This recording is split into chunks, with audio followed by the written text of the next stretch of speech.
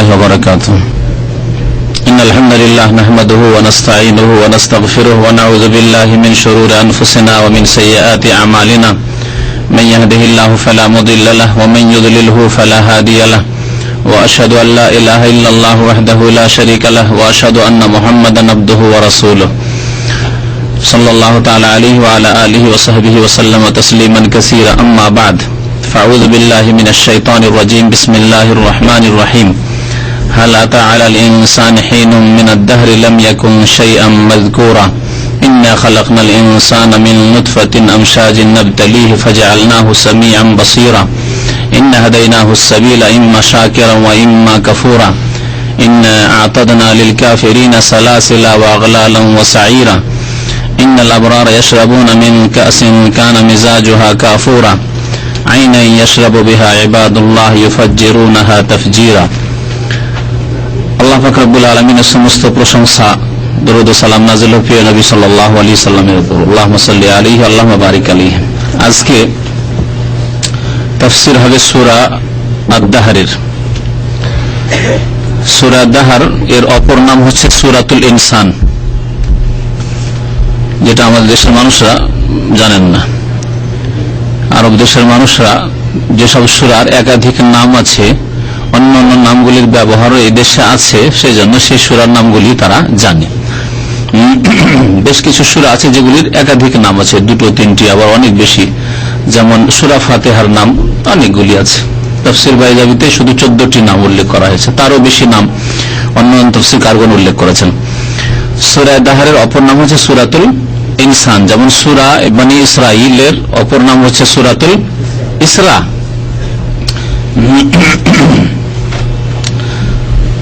এই সূরার প্রথম আয়াতে আল্লাহ পাক ইনসান, মানুষের কথা উল্লেখ করেছেন। হাল আতা আলাল ইনসান এই শব্দকে নিয়ে নামকরণ হয়েছে এই সূরা, সূরাতুল ইনসান। আর তারপরে এই আয়াতে, প্রথম আয়াতে আল্লাহ পাক উল্লেখ করেছেন দাহরের কথা। হাল আতা আলাল ইনসান হিনুম মিনাদ দাহর, যারা দাহরকে লক্ষ্য করে এর নাম হয়েছে সূরাতুদ দাহর। সাহাবায়ে কেরামদের জামানায়, তাবেঈনদের জামানায় বিভিন্ন সূরাকে একাধিক নামে চেনা যেত, বা একাধিক নামে তারা নামকরণ করতেন, বলতেন। সেই নামগুলি তাফসীরের কিতাবাদিতে থেকে গেছে। তো সূরা দাহর অথবা সূরা ইনসান, এই সূরা হচ্ছে মক্কি সূরা, নবী করিম সাল্লাল্লাহু আলাইহি ওয়াসাল্লামের মক্কার জীবনে নাযিল হয়েছে। এতে কয়েকটি বিষয়বস্তু আল্লাহ পাক রব্বুল আলামিন উল্লেখ করেছেন, যার সবচেয়ে বিস্তারিত বিষয়বস্তু হচ্ছে জান্নাতীদের নিয়ামতের কথা, যার মধ্যখানে আল্লাহ পাক উল্লেখ করেছেন। শুরুতে আল্লাহ পাক রব্বুল আলামিন মানুষের সৃষ্টির কথা তুলে ধরেছেন, যে মানুষকে সংক্ষেপে কি থেকে সৃষ্টি করা হয়েছে, মানুষ কি ছিল আর কি হলো এবং কোথায় যাবে, এ কথা স্মরণ করানো হয়েছে। মানুষের সৃষ্টির আরম্ভকালের কথা আল্লাহ পাক রব্বুল আলামিন উল্লেখ করেছেন। তারপরে আল্লাহ পাক রব্বুল আলামিন উল্লেখ করেছেন কাফেরদের পরিণামের কথা সংক্ষেপে, কাফেরদের শাস্তির কথা, কাফেরদের জন্য আল্লাহ পাকের আযাবের কথা উল্লেখ করেছেন সংক্ষেপে। বিস্তারিত জান্নাতীদের কথা এবং জান্নাতের নিয়ামতের কথা আল্লাহ পাক রব্বুল আলামিন উল্লেখ করেছেন। তারপরে কোরআনে কারীম আল্লাহ পাকের পক্ষ থেকে নাযিল হয়েছে তার কথা উল্লেখ করেছেন। কোরআনে কারীমে উপদেশ রয়েছে, সব কথা উল্লেখ করেছেন। শেষ করেছেন এই সূরাকে আল্লাহ পাক রব্বুল আলামিন কাফেরদের আবার পরিণামের কথা বললে ওয়াল কাফিরিনা আ'আদ্দা লাহুম আযাবান আলীমা বা যালিমিনা আ'আদ্দা লাহুম আযাবান আলীমা, তাদের কথা দিয়ে আল্লাহ পাক রব্বুল আলামিন শেষ করেছেন। এই সূরা, সূরা দাহর, নবী করিম সাল্লাল্লাহু আলাইহি ওয়াসাল্লাম জুমার দিনে ফজরের সালাতে দ্বিতীয় রাকাতে সূরা ফাতিহার পরে তেলাওয়াত করতেন। প্রথম রাকাতে তেলাওয়াত কি করতেন তাহলে? সূরা সাজদা। সহিহ মুসলিমে রয়েছে, ইবনে আব্বাস রাদিয়াল্লাহু তাআলা আনহু বর্ণনা করেছেন, আন্না রাসূলুল্লাহ সাল্লাল্লাহু আলাইহি ওয়াসাল্লাম কানা ইয়াকরা ফি সালাতি সুবহি ইয়াউমাল জুমআহ, জুমার দিনে ফজরের নামাজে নবী করিম সাল্লাল্লাহু আলাইহি ওয়াসাল্লাম পাঠ করতেন আলিফ লাম মিম তানজিল আস-সাজদা। আলিফ লাম মিম তানজিলুল কিতাবি লা রাইবা ফিহি মির রাব্বিল আলামিন বলা হয়েছে, এজন্য এই সূরাকে সূরা সাজদাও বলা হয়। এতে একটা সিজদা আছে, সেজন্য সিজদায় তিলাওয়াত আছে।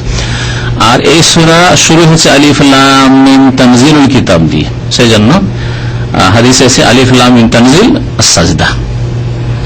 ওয়া হাল আতা আলাল ইনসান, প্রথম রাকাতে সূরা সাজদা, আর দ্বিতীয় রাকাতে সূরা দাহার। সূরা দাহার, সূরা সাজদা জুমার দিন ফজরের নামাজে কেন তেলাওয়াত করতেন নবী করিম সাল্লাল্লাহু আলাইহি ওয়াসাল্লাম? রহস্য আছে, হিকমত আছে। তাফসীর কারগণ উল্লেখ করেছেন সেসব হিকমতের কথা। জুমার দিনে কিয়ামত হবে, তাই না? জুমার দিনে কিয়ামত হবে। কিয়ামতের বিভিন্ন দৃশ্যের কথা আল্লাহ পাক রব্বুল আলামিন উল্লেখ করেছেন এই সূরাগুলিতে।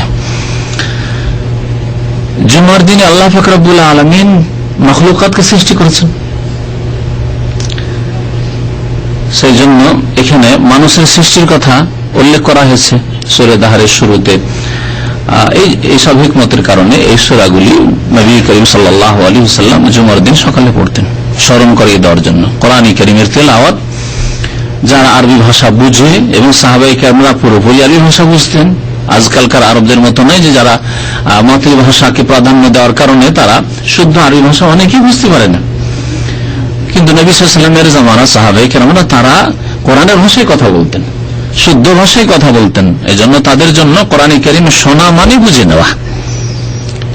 এই সূরাগুলি তেলাওয়াত হতো, তার মানে এই বিষয়গুলিকে তারা প্রতি সপ্তাহে শুনতেন এবং তা থেকে উপদেশ নিতেন নামাজের মধ্যেই।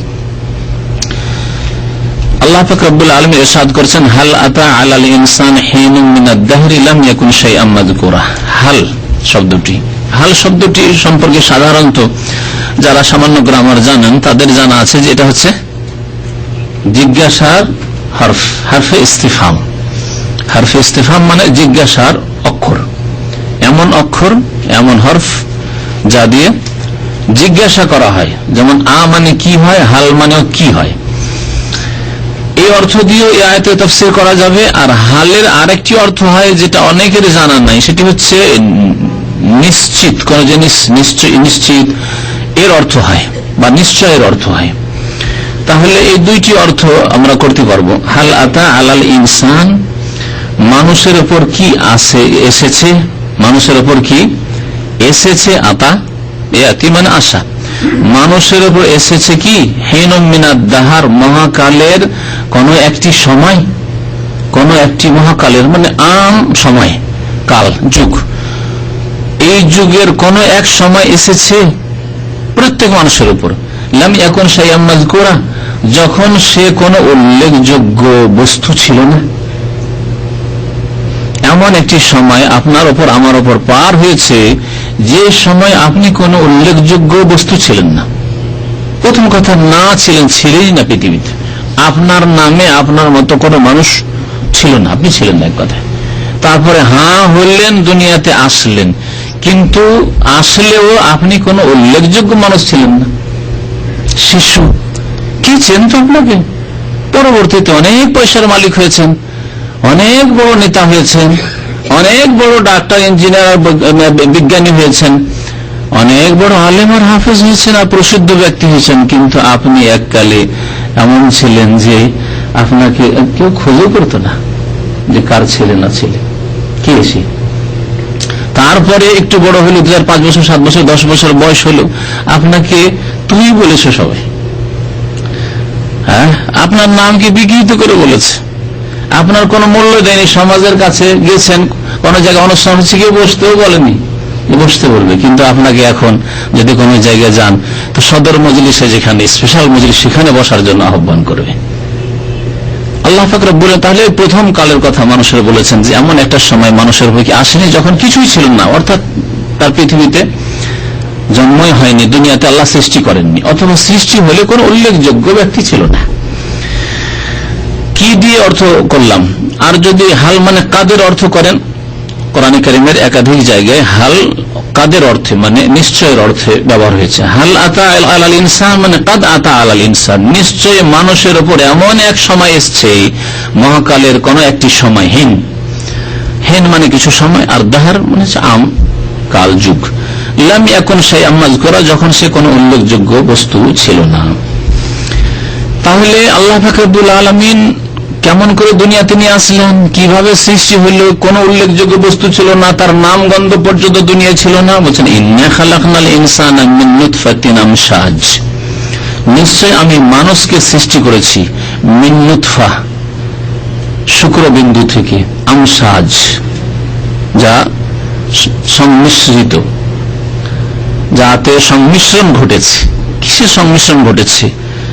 তাফসীরকারগণ বলেছেন যে মায়ের এবং বাবার বীর্যের সংমিশ্রণ ঘটার মাধ্যমে আল্লাহ পাক রব্বুল আলামিন এই শুক্রবিন্দু থেকে, শুক্রকণা থেকে সৃষ্টি করেছেন। এই জন্য আমসাজ আল্লাহ পাক রব্বুল আলামিন বলেছেন, মাসাজা মানে কোন জিনিসকে কারো সাথে মিশিয়ে দেওয়া, একাকার করে দেওয়া। নবতলি, মানুষকে আমি কেন সৃষ্টি করলাম? আল্লাহ পাক নবতলি বলে মানুষকে সৃষ্টি করার উদ্দেশ্য উল্লেখ করেছেন, তাকে পরীক্ষা করার জন্য, মানব জাতিকে পরীক্ষা করার জন্য। পরীক্ষা পাস না ফেল, আমার আদেশ নিষেধ মানলো না, আমার আনুগত্য করলো না, অবাধ্য হলো, আল্লাহর সন্তুষ্টি কামনা করলো না, নাফরমানি করলো। নবতলি ফাজআলনাহু সামিআন বাসীরা, অতঃপর আমি ওই মানুষকে শ্রবণ শক্তি দান করেছি, শোনার ক্ষমতা দিয়েছি, বাসীরা এবং দৃষ্টি শক্তির অধিকারী বানিয়েছি। আল্লাহ পাক রব্বুল আলামিন দুই শক্তির কথা উল্লেখ করলেন, কারণ এই দুই শক্তি যতগুলি নিয়ামত আছে, যে নিয়ামতগুলি আমরা পার্থিব জগতে ব্যবহার করি আর আমাদের অঙ্গ প্রত্যঙ্গের সাথে জড়িত আছে, সেসবের সবচেয়ে গুরুত্বপূর্ণ এই দুটি নিয়ামত, শোনার শক্তি আর দেখার শক্তি। আর এই দুইটি শক্তি দিয়ে যত বিদ্যা বুদ্ধি আমরা অর্জন করেছি, যত আমরা উন্নতি করেছি, এই দুইটি শক্তি দিয়ে বেশি।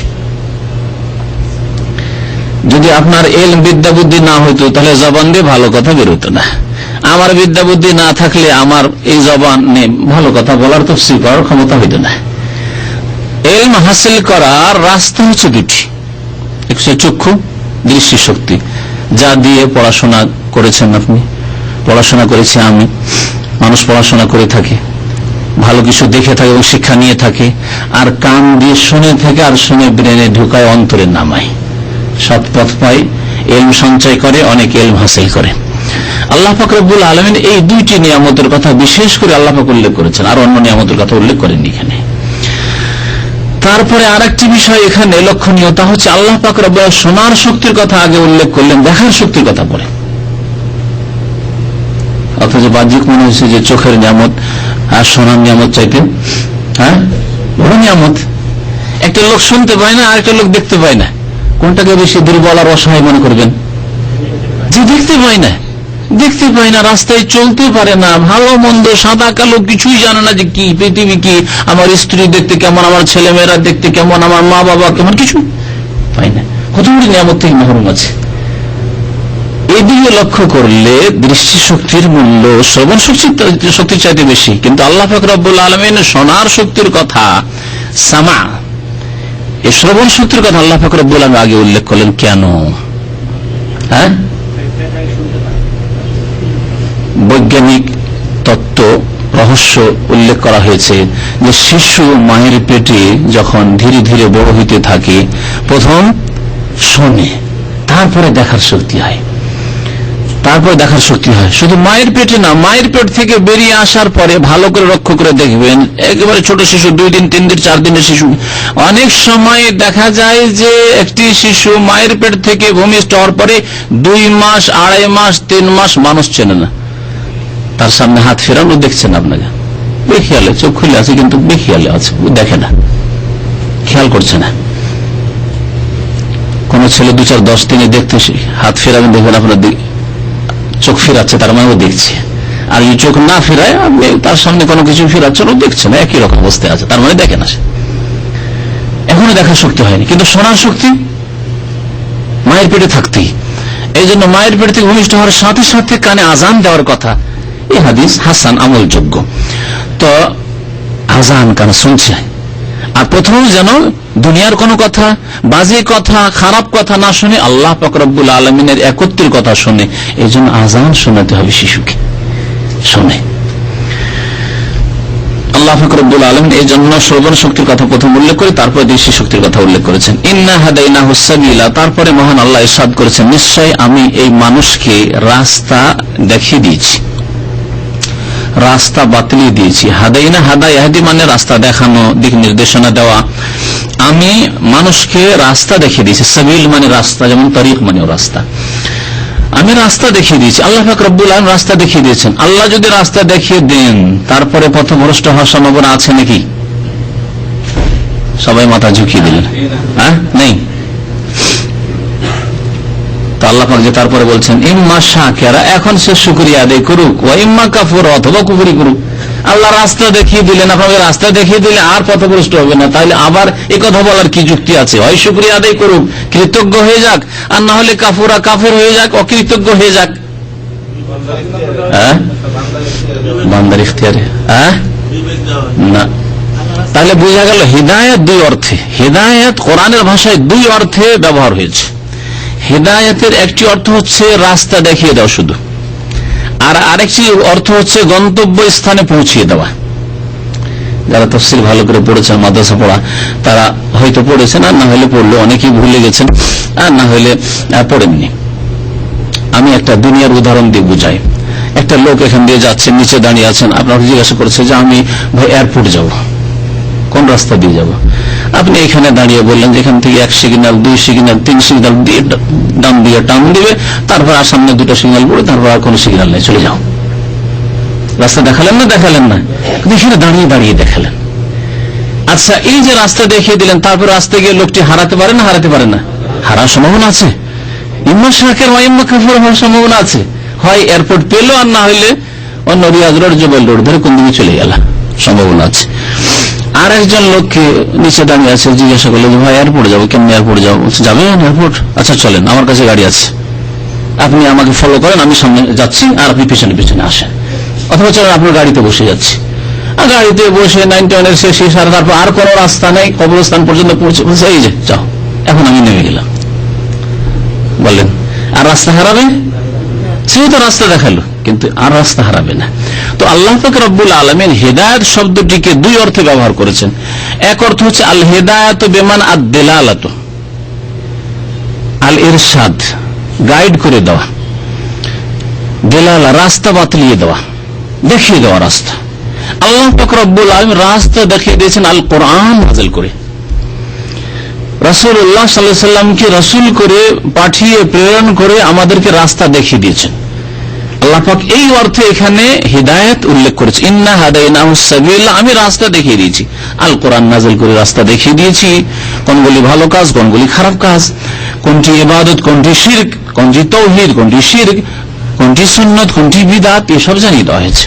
রাসূলুল্লাহ সাল্লাল্লাহু আলাইহি সাল্লামকে তোমাদের কাছে পাঠিয়ে, মানব জাতির কাছে পাঠিয়ে আমি তাদের জন্য কোরআনে সুস্পষ্ট ব্যাখ্যা করিয়ে দিয়েছি, রাস্তা দেখিয়ে দিয়েছেন আল্লাহ পাক রব্বুল আলামিন। এটা হচ্ছে রাস্তা দেখিয়ে দেওয়া। আর হিদায়াত আরেকটি অর্থে কোন কোন আয়াতে ব্যবহার হয়েছে, সেটা হচ্ছে তৌফিক। আমরা দোয়াই বলি আল্লাহ তুমি তৌফিক দান করো, বলি তো শব্দ, কিন্তু অনেকে বুঝে না তৌফিক আবার কি জিনিস। তৌফিক মানে গন্তব্য স্থানে পৌঁছে দেওয়া। এমন হিদায়াত আল্লাহ করলেন যে শুধু কোরআন নাযিল করেছেন আর শুধু নবী পাঠিয়েছেন না, আল্লাহ পাক রব্বুল আলামিন খাস রহমত করে তৌফিক দিলেন। আপনি কখনো হয়তো গুনার দিকে যেতে চাইলেও সুযোগ পেলেন না। অনেক সময় হয়েছে যৌবনকালে গুনার কাছাকাছি পৌঁছে গেছেন, কিন্তু কাজে কর্মে গুনাতে পৌঁছিতে পারলেন না। আল্লাহ খাস রহমত, আল্লাহ বাঁচিয়ে নিয়েছেন। অনেক লোকের উল্টো ব্যতিক্রম, গুনাহ থেকে বাঁচার চেষ্টা করেছে, তারপরও বাঁচতে পারেনি, ফেঁসে গেছে, আল্লাহ তৌফিক হয়নি। তো আল্লাহ পাক রব্বুল আলামিন তৌফিকের অর্থে, গন্তব্য স্থানে পৌঁছে দেওয়ার অর্থে হিদায়াত ব্যবহার হয়েছে। যেমন আল্লাহ পাক রব্বুল আলামিনের ক্ষেত্রে দুটি প্রযোজ্য, দুই অর্থ প্রযোজ্য। নবীর ক্ষেত্রে, কোরআনের ক্ষেত্রে কোন অর্থ প্রযোজ্য? হ্যাঁ, গন্তব্য স্থানে পৌঁছে দেওয়া। কোরআন কি মানুষকে গন্তব্য স্থানে পৌঁছে দেবে না রাস্তা দেখাবে? রাস্তা দেখানোর জন্য কোরআন নাযিল করা হয়েছে। রাসূলুল্লাহ সাল্লাল্লাহু আলাইহি ওয়াসাল্লামের মধ্যে এই ক্ষমতা ছিল যে মানুষের হাত ধরে গন্তব্য স্থানে পৌঁছে দেবো, একেবারে ইসলামে পৌঁছেই দিব, এই ক্ষমতা ছিল। রাস্তা দেখানোর ইখতিয়ার তাকে দিয়েছিলেন। রাস্তা যদি ধরে কেউ তাহলে হিদায়াত পাবে, আর যদি না ধরে এদিক ওদিক করে গেল গুমরাহি। রাস্তা দেখিয়েছেন রাসূলুল্লাহ সাল্লাল্লাহু আলাইহি ওয়াসাল্লাম ওমরকেও, আর রাস্তা দেখিয়েছেন সাথে সাথে আবু জাহলকে, যার নাম ছিল আমর। এক ওমর হিদায়াত হলো, জান্নাতের রাস্তা ধরে নিল, আর এক ওমর হিদায়াত হলো না, জাহান্নামে আবু জাহল চলে গেল। নবী করিম সাল্লাল্লাহু আলাইহি ওয়াসাল্লাম দোয়া করেছে আল্লাহ পাকের কাছে, আল্লাহ এই দুই ওমরের এক ওমরকে, যে ওমরকে তুমি বেশি ভালোবাসো, আল্লাহুম্মা আহদি আহাব্বাল ওমরাইনি ইলাইক, এই দুই উমারের যে তোমার কাছে বেশি প্রিয়, আল্লাহ তাকে তুমি হিদায়াত করো। কারণ এই দুইয়ের এক শক্তি যদি ইসলামে চলে আসে তাহলে বড়ই শক্তি হবে ইসলামের বড়ই খেদমত হবে। আল্লাহ পাক রব্বুল আলামিন যে উমারকে ভালোবাসতেন সেই উমারকে গন্তব্যস্থানে পৌঁছে দিলেন। কিন্তু আবু জাহলকে আল্লাহ হিদায়াত করেছেন, রাস্তা দেখিয়েছেন। রাসূলুল্লাহ সাল্লাল্লাহু আলাইহি ওয়াসাল্লামের মিশন ছিল রাস্তা দেখিয়ে দেওয়া, কিন্তু গন্তব্যস্থানে পৌঁছে দেওয়া এটি কার কাজ? আল্লাহ পাকের কাজ। এই জন্য আবু তালেবকে যখন রাসূলুল্লাহ সাল্লাল্লাহু আলাইহি ওয়াসাল্লাম হিদায়াতের জন্য আপ্রাণ চেষ্টা করলেন, চেষ্টা করে যখন ফল হলো না, শেষখানে বলল যে ভাতিজা হুয়া আলা মিল্লাতে আব্দুল মুত্তালিব, বাবা ছেড়ে দাও, আমি আব্দুল মুত্তালিবের মিল্লাতে মরতে চাই, আব্দুল মুত্তালিবের ধর্ম দাদার ধর্মের উপর মরতে চাই আমি। এদিকে আবু জাহাল গোমরা করেছে বসে। আবু জাহাল বলছে এক কথা, রাসূলুল্লাহ সাল্লাল্লাহু আলাইহি ওয়াসাল্লাম বলছেন ইয়া আম্মা কুল লা ইলাহা ইল্লাল্লাহ, চাচা একবার শুধু লা ইলাহা ইল্লাল্লাহ বলেন, কালিমাতান উহাজ্জু লাকা বিহা ইনদাল্লাহ, একটি শুধু কালিমা পড়েন আপনি আর বিশ্বাসের সাথে, তাহলে আমি এই দিয়ে আল্লাহ পাকের সামনে বাদানুবাদ করতে পারবো, আমি আল্লাহর সামনে সুপারিশ করার সুযোগ পাবো না, হলে সুপারিশ করার সুযোগ পাবো না, সুযোগ দেন আমাকে। আবু জাহাল ওইদিকে বলছে আবু তালেব হাল তারগাবান মিল্লাত আব্দুল মুত্তালিব, তোমার বাবা আব্দুল মুত্তালিবের ধর্ম, যে ধর্মের বসেছিল সেখান থেকে তুমি ফিরে যাবে, মুখ ফিরিয়ে দেবে, কেমন কথা হইল? এই চিন্তা দ্বিধা দ্বন্দ্বে থাকতে শেষখানে বললো যে ভাতিজা তোমার কথা রক্ষা করতে পারলাম না। বড়ই মর্মাহত হলেন, বড়ই কষ্ট পেলেন নবী সাল্লাল্লাহু আলাইহি ওয়াসাল্লাম, মানসিক কষ্ট পেলেন। তারপরে কাফের জালেমদের কষ্ট, জুলম অত্যাচারও বেড়ে গেল। নবী সাল্লাল্লাহু আলাইহি ওয়াসাল্লাম খুব কষ্ট পেয়েছিলেন এতে। আল্লাহ পাক রব্বুল আলামিন সান্ত্বনা দিলেন কোরআন কারীমের এক আয়াত, ইন্নাকা লা তাহদি মান আহবাবতা ওয়ালাকিন্নাল্লাহা ইয়াহদি মান ইয়াশাউ ওয়া হুয়া আ'লামু বিল মুহতাদিন। ইন্নাকা হে নবী লা তাহদি, হিদায়াত করতে পারবেন না। আল্লাহ নবী হিদায়াত তো করেছেন মানুষকে, আবার আল্লাহ বলছেন তুমি হিদায়াত করতে পারবে না। লা তাহদি স্পষ্ট, মান আহবাবতা, যাকে তুমি ভালোবাসো। আবু তালেব খুব ভালোবাসতে, আর তুমি মনে করছো একে হিদায়াত করে দেবো, তুমি হিদায়াত করতে পারবে না। তা লা তাহদি এই হিদায়াত কি অর্থে ব্যবহার হয়েছে? তৌফিকের অর্থে, পৌঁছে দেওয়ার অর্থে। হে নবী তুমি গন্তব্য স্থানে যাকে ভালোবাসো তোমার চাচাকে পৌঁছাতে পারবে না। ওয়ালাকিন্নাল্লাহ ইয়াহদি, তবে আল্লাহ পাক গন্তব্য স্থানে পৌঁছাতে পারেন, আল্লাহ গন্তব্য স্থানে পৌঁছাতে পারেন মান ইয়াশাউ, যাকে চাইবেন। এই আয়াতের হিদায়াত, এখানকার হিদায়াত রাস্তা দেখানোর অর্থে ব্যবহার হয়নি, কি অর্থে ব্যবহার হয়েছে? তৌফিক দিয়ে দেওয়া, পৌঁছে দেওয়া, এই অর্থে ব্যবহার করা হয়েছে। তো এখানে ইন্না হাদাইনাহুস সাবিলা মানে আমি পথ দেখিয়ে দিয়েছি, রাস্তা দেখিয়ে দিয়েছি, এখন শুকরিয়া আদায় করে গন্তব্যস্থানে পৌঁছে যাক। ওয়া ইম্মা কাফুরা, অথবা অকৃতজ্ঞ হয়ে জাহান্নামের রাস্তা ধরে গুমরাহ হয়ে যাক। তারপরে আল্লাহ পাক রব্বুল আলামিন কাফিরদের অবস্থা বর্ণনা করেছেন, তাদের জন্য আল্লাহ পাক কি শাস্তি তৈরি করে রেখেছেন। ইন্না আতাদনা লিল কাফিরিনা সালাসিলা, যদি কুফরি করে, আল্লাহর শুকরগুজার বান্দা না হয়, আল্লাহর অনুগত না হয়, তাহলে কাফেরদের জন্য আমি প্রস্তুত রেখেছি, আতাদনা প্রস্তুত রেখেছি কাফেরদের জন্য সালাসিলা। সিলসিলাতুনের জামা হচ্ছে সালাসিল, মানে শেকল বা শৃঙ্খল সমূহ। ও আগলাল, গিল্লুনের জামা হচ্ছে আগলাল, মানে হচ্ছে জানেন কি, এর আগে অনেকবারই তফসির আছে, বেড়ি। ওয়াসাইরা, এবং লেলিহান বা জ্বলন্ত আগুন। সাহির জ্বলন্ত আগুনকে বলা হয়, লেলিহান অগ্নি। আল্লাহ পাক তিনটি শাস্তির কথা বললেন, শেকল, বেড়ি। তাহলে শেকল বেড়ি পরিয়ে জাহান্নামে লেলিহান আগুনে নিক্ষিপ্ত, জ্বলন্ত আগুনে নিক্ষেপ করা হবে। এই সংক্ষেপে জাহান্নামীদের কথা, কাফেরদের কথা, জালেম পাপিষ্ঠদের কথা উল্লেখ করার পরে এখন নেক লোকদের অবস্থা আল্লাহ বয়ান করেছেন। ইন্নাল আবরার ইয়াশরাবুনা মিন কাসিন কানা মিজাজুহা কাফুরা, নিশ্চয় সৎকর্মশীল লোকেরা, আবরার বররুনের জামা, আবরার হচ্ছে বররুনের জামা। নিশ্চয় বীর মানে হচ্ছে নেকির কাজ, আর বার মানে নেক ব্যক্তি। আর বারের আরেকটি অর্থ হয় একই রকম উচ্চারণ, একই রকম হরকত, বার মানে স্থল হয়, জাহারাল ফাসাদু ফিল বাররে ওয়াল বাহর। এখানে আবরার বররুনা, ইন্নাল আবরারা লান তানালুল বিররা, ওখানে দেখেন তোমরা নেকিতে পৌঁছিতে পারবে না, তাহলে নেকিকে বীর বলা হয়। এইরকম বিররুল ওয়ালিদাইন, মাতা পিতার সাথে সদাচরণ বা মাতা পিতা খেদমত করে নেকি করা, এটা হচ্ছে বিররুল ওয়ালিদাইন, বীর। আর যেই ব্যক্তি বীর কাজ করে তাকে বলা হয় বর। ইন্নাল আবরার ইয়াশরাবু, নিশ্চয় সৎকর্মশীল লোকেরা পান করবে, মিন কাসিন, এমন পানপত্র থেকে, কানা মিজাজুহা কাফুরা, যার সংমিশ্রণ হবে কর্পূর। যাতে সংমিশ্রণ থাকবে কর্পূরের। কর্পূর ঠান্ডা হয় না গরম হয়? কার অভিজ্ঞতা আছে? ঠান্ডা। আর আদা গরম হয়। আল্লাহ পাক এই দুইটি বস্তুর সংমিশ্রণ কথা ঈশ্বরে উল্লেখ করেছেন, যাতে মাঝে মাঝে ঠান্ডা নিয়ামত পান আর মাঝে মাঝে গরমের প্রয়োজন আছে মানুষের, বা গরমের চাহিদা আছে, গরম জিনিস আগ্রহ আছে, গরমের নিয়ামত পান। মাঝে মাঝে আপনি ঠান্ডা জুস খাচ্ছেন পয়সাওয়ালা মানুষ হইলে, আর মাঝে মাঝে চা কফিও পান করছেন, দুনিয়াতে আপনার স্বাদ পরিবর্তন করছেন। আল্লাহ পাক রব্বুল আলামিন তাই এখানে বলেছেন যে নেক লোকেরাকে এমন পানপাত্র দেওয়া হবে যাতে যার পানীয়তে সংমিশ্রণ থাকবে কর্পূরের। কাফুর, আরবি ভাষায় কাফুর, কর্পূর। আইনান, এমন ঝর্ণা থেকে, ইয়াশরাবু বিহা ইবাদুল্লাহ, ইয়াশরাবু বিহা মানে ফিহা, যা থেকে পান করবে আল্লাহর বান্দারা। আল্লাহর বান্দা শব্দটি দুই অর্থে ব্যবহার হয় কোরআনের ভাষায়। আল্লাহর বান্দা যাদেরকে আল্লাহ সৃষ্টি করেছেন সকলে আল্লাহর বান্দা, অনগত হোক অথবা নাফরমান হোক, সকলে আল্লাহর বান্দা। এই জন্য আল্লাহ পাক বলেছেন, কুল ইয়া ইবাদিয়াল্লাযিনা আসরাফু, হে আমার বান্দারা যারা আসরাফু আলা আনফুসিহিম, বড় জুলুম করেছো, সীমা লঙ্ঘন করেছো, এরা কোন বান্দা? নাফরমান বান্দা। আল্লাহ বলেছেন আসরাফু আলা, গুনাহগার বান্দা। তাহলে গুনাহগারদের যদি আল্লাহ বান্দা বলে স্বীকার করলেন, তাহলে বান্দা একটি আম অর্থে যে কোনো সৃষ্টি আল্লাহর বান্দা। নাস্তিক আল্লাহর বান্দা, কাফের, বেদিন, মুশরিক, পাপিষ্ঠ, গুনাহগার আল্লাহর বান্দা, কিন্তু অনগত বান্দা, অবাধ্য বান্দা।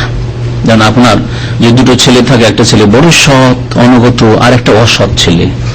আপনি কি বলবেন যে অসৎ ছেলেটা আপনার ছেলে নয়? ছেলে, কিন্তু কখনো কখনো বলছে যে আমার ছেলেই নয় এটা, কিন্তু আসলে ছেলে সে। তো ওই রকমই আম অর্থে আল্লাহ পাক রব্বুল আলামিন সকলকে বান্দা বলেছেন কোন কোন আয়াতে, আর আল্লাহ পাক নেক বান্দাদেরকে কখনো খাস করে বান্দা বলে সম্বোধন করেছেন। এখানে কোন অর্থ আছে আল্লাহর বান্দারা পান করবে? হ্যাঁ, নেক বান্দারা, খাস বান্দারা, যারা অনগত বান্দা।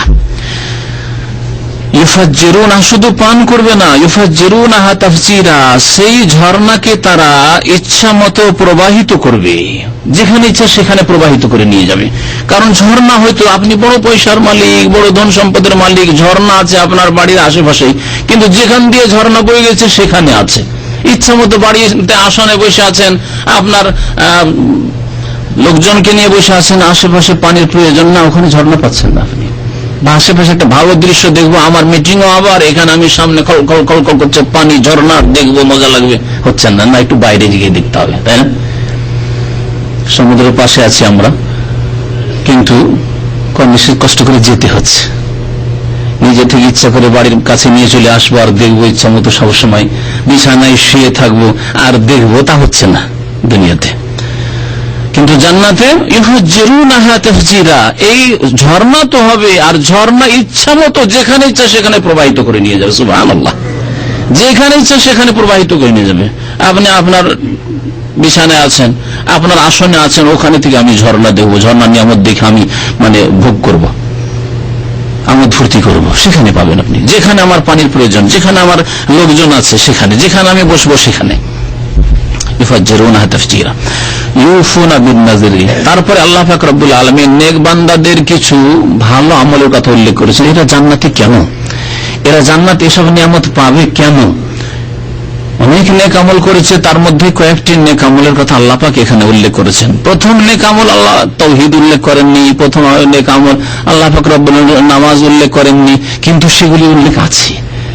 কিভাবে আছে বলছি, ইউফুনা বিন নাযর, আল্লাহ মানতের কথা উল্লেখ করেছেন। মানত কাকে বলে? মানত কাকে বলে? কে বলতে পারেন? নজর বা মানত কাকে বলে? সংজ্ঞা? হ্যাঁ হ্যাঁ হ্যাঁ হ্যাঁ, সংজ্ঞার কাছাকাছি বলেছেন, ঠিক। মান্নত শাব্দিক অর্থ দিয়ে সংজ্ঞা করে বুঝাইতে হবে।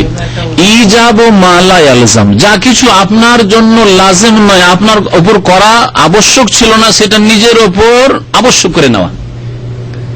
যা আপনার আবশ্যক ছিল না তা আপনার উপর আবশ্যক করে নিলেন আপনি, এর নাম হচ্ছে মান্নত করা। আল্লাহ, আমার ছেলেটা বিদেশ যাচ্ছে, যদি বিদেশ গিয়ে কামিয়াব হয়ে যায়, যদিও শর্ত লাগানো খানিকটা আল্লাহর সাথে বেয়াদবি, তারপরে এরকম করে কেউ করে, আবার কেউ বিনা শর্তেও করে। বিনা শর্তে করা হচ্ছে উত্তম, কিন্তু কেউ যদি এরকম করেও করে মান্নত, আর এই মান্নত পুরা করতে হবে। যদি নেকির কাজে হয় জায়েজ মান্নত হয়, হারাম মান্নত শুধু পুরা করা যাবে না। আল্লাহ যদি আমার এই কাজ হয়ে যায়, আমার ছেলেটা ভালো হয়ে যায়, বা আমার ছেলেটা বিদেশ যায়, তাহলে আমি 3টি রোজা রাখবো। 3টি রোজা রাখা ফরজ ছিল আপনার উপর, কি সুন্নাত ছিল? কিন্তু আপনি বললেন 3টি রোজা রাখবো। আল্লাহ আমি 2 রাকাত নামাজ পড়বো, আল্লাহ আমি 1000 টাকা গরিব মিসকিনকে দান করব, হ্যাঁ আমি আমার ছেলের প্রথম মাসের বেতন দান করে দিব। প্রথম মাসের বেতন দান করা ফরজ ছিল, কিন্তু আপনার মান্যতের মাধ্যমে কি করলেন? ইজাব ও মা লা ইয়ালজাম, যেটা আপনার উপর বাধ্যতামূলক ছিল, লাজিম ছিল না, সেটা আপনার উপর আপনি আবশ্যক করে নিলেন, ফরজ করে নিলেন, ওয়াজিব করে নিলেন। এর নাম হচ্ছে মান্যত। যেই ব্যক্তি যা আল্লাহ ফরজ করেননি, সুন্নত নয় নবীর, সেই কাজকে ফরজ করে সে পালন করে, সে আল্লাহর ফরজ ছাড়তে পারে? কি আমার কথা বুঝেছেন না বোঝেননি? আল্লাহ পাক 5 ওয়াক্ত নামাজ ফরজ করেছেন, মান্যত ফরজ করেননি।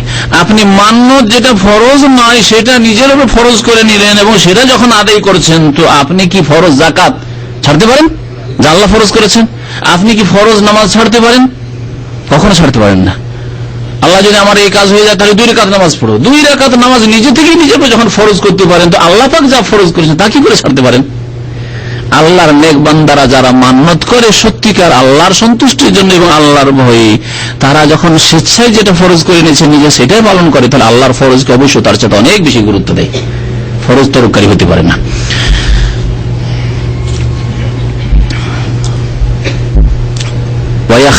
আর দ্বিতীয় তাদের নেক আমল হচ্ছে ওয়াখাফুনা ইয়াওমান, সেই কিয়ামতের দিনকে ভয় করে। কানা শাররুহু মুস্তাতিরা, যার অনিষ্ট অত্যন্ত ব্যাপক। মুস্তাতির যা ব্যাপক, ইস্তাতারা মানে উড়ে যাওয়া, তাইর থেকে, তাইর পাখি বলা হয়, পাখি জগৎকে বলা হয় তারা, এতির মানে উড়ে যাওয়া। তো যা উড়ে যায় তা অনেক দূর পর্যন্ত চলে যায়, এই জন্য এর অর্থ হচ্ছে ব্যাপক। যার অনিষ্ট, এই কিয়ামতের দিনের অনিষ্ট অত্যন্ত ব্যাপক, এই জন্য এই অনিষ্টে অধিকাংশ লোক ফেঁসে যাবে, অধিকাংশ লোক জাহান্নামের আযাবে চলে যাবে, অধিকাংশ লোক আল্লাহর আযাবে নিক্ষিপ্ত হবে। কানা শাররুহু মুস্তাতিরা, সেই দিনকে এই আল্লাহর নেক বান্দারা ভয় করে। ভয় যখন করে তাহলে কি করে? বাস বলে যে ভয় আছে, বাস না, ফরজ ওয়াজিব আদায় করে, হারাম নাজায়েজ থেকে বেঁচে থাকে, আল্লাহকে নারাজ করে না, এমন কোন কাজ করে না, এমন কোন কথা বলে না, এমন কোন আদান প্রদান করে না যাতে আল্লাহ পাক অসন্তুষ্ট হয়ে যায়। আরেকটি নেক কাজ করে কি? তারা অন্ন দান করে। খাবার খাওয়ায়, আলা হুব্বিহি, তার ভালোবাসা থাকা সত্ত্বেও। একটি অর্থ, এই আয়াতের 2টি তাফসীর করা হয়েছে। একটি তাফসীর আমি ওই তাফসীর থেকে ইঙ্গিত করে অর্থ করলাম, ওই রকম অর্থ। আলা হুব্বিহি, খাবারের ভালোবাসা থাকা সত্ত্বেও, আলা হুব্বিহি আলা হুব্বি তাআম, খাবারের ভালোবাসা থাকা সত্ত্বেও খাবার খাওয়ায় অন্যদেরকে। তার মানে কি? যে খাবার খাওয়াচ্ছে বা যে খাবার গরিব মিসকিনকে বা যারা অভাবী, যাদের হক রয়েছে তাদেরকে খাওয়াচ্ছে, সেই খাবারে তার প্রয়োজন আছে, সে টাকার প্রয়োজন আছে। আমি এত টাকা গরিব মিসকিনকে রাখো, এই টাকাটা আমার প্রয়োজন আছে, আমার বিভিন্ন কাজও আছে, আমার ছেলে মেয়েদের প্রয়োজন আছে, আমার মা বাবার প্রয়োজন আছে, আমার ঘর বাড়ি তৈরি করা আছে। তা সত্ত্বেও প্রয়োজন যখন আছে, তাহলে ভালোবাসা টাকা, কে ভালোবাসে না টাকাকে? ভালোবাসা সত্ত্বেও এই ভালোবাসাকে উপেক্ষা করে খাওয়াই। কাকে খাওয়াই? আল্লাহ পাক রব্বুল 3 শ্রেণীর লোকের কথা উল্লেখ করেছেন, তাতেই সীমিত না, এইরকম যারাই হকদার, যারা অভাবী, যারা দুর্গত, তাদেরকে খাওয়াবে। একটি অর্থ। দ্বিতীয় অর্থ হচ্ছে ওয়ায়ুতঈমুনা আত-তাআম আলা হুব্বিহি, হি জামিরের মারজা হচ্ছে আল্লাহ, তাআম নয়। তাহলে কি অর্থ হবে? ওয়ায়ুতঈমুনা আত-তাআম, তারা অন্ন দান করে, খাবার দেয় লোকজনকে, আলা হুব্বিহি, আল্লাহ পাকের ভালোবাসার ভিত্তিতে, ভালোবাসার কারণে। কেন খেতে দেয়? আমার আত্মীয় না, আমার সাথে রক্তের সম্পর্ক নেই, আমার কোনো ব্যক্তি স্বার্থ নেই, এর কাছে কিছু পাবো এরকম আপনার আশাও নেই, বা আমাকে কিছু ভবিষ্যতে কোনোদিন দিতে পারবে এর যোগ্যতাও নেই, তারপরও খাওয়াই। কেন? আলা হুব্বিহি, আল্লাহ পাকের ভালোবাসার কারণে। আল্লাহকে ভালোবাসি, সেই জন্য আমি গরিবের উপর দয়া করি, আল্লাহকে ভালোবাসি সেই জন্য আল্লাহর সৃষ্টির উপর দয়া করি, আল্লাহকে ভালোবাসি এই জন্য আল্লাহর বান্দার উপর দয়া করি, তাদেরকে খাওয়াই, আল্লাহ হুব্বিল্লাহ এই অর্থ। তবে ইমাম ইবনে কাসির রাহমাতুল্লাহ তাফসীরে কাসিরে এবং ইবনে জারীর তারা আগের অর্থটিকে প্রাধান্য দিয়েছেন। আর এর সমর্থনে অন্যান্য আয়াত রয়েছে, লান তানালুল বিররা হাত্তা তুনফিকু মিম্মা তুহিব্বুন, যা তোমরা ভালোবাসো তার থেকে যতক্ষণ খরচ না করবে ততক্ষণ ভালো ওই রকম নেকি পাবে না। তাহলে এখানে তুহিব্বুন যা ভালোবাসো কি ভালো ধন সম্পদ, ধন সম্পদের ভালোবাসার কথা উল্লেখ করা হয়েছে।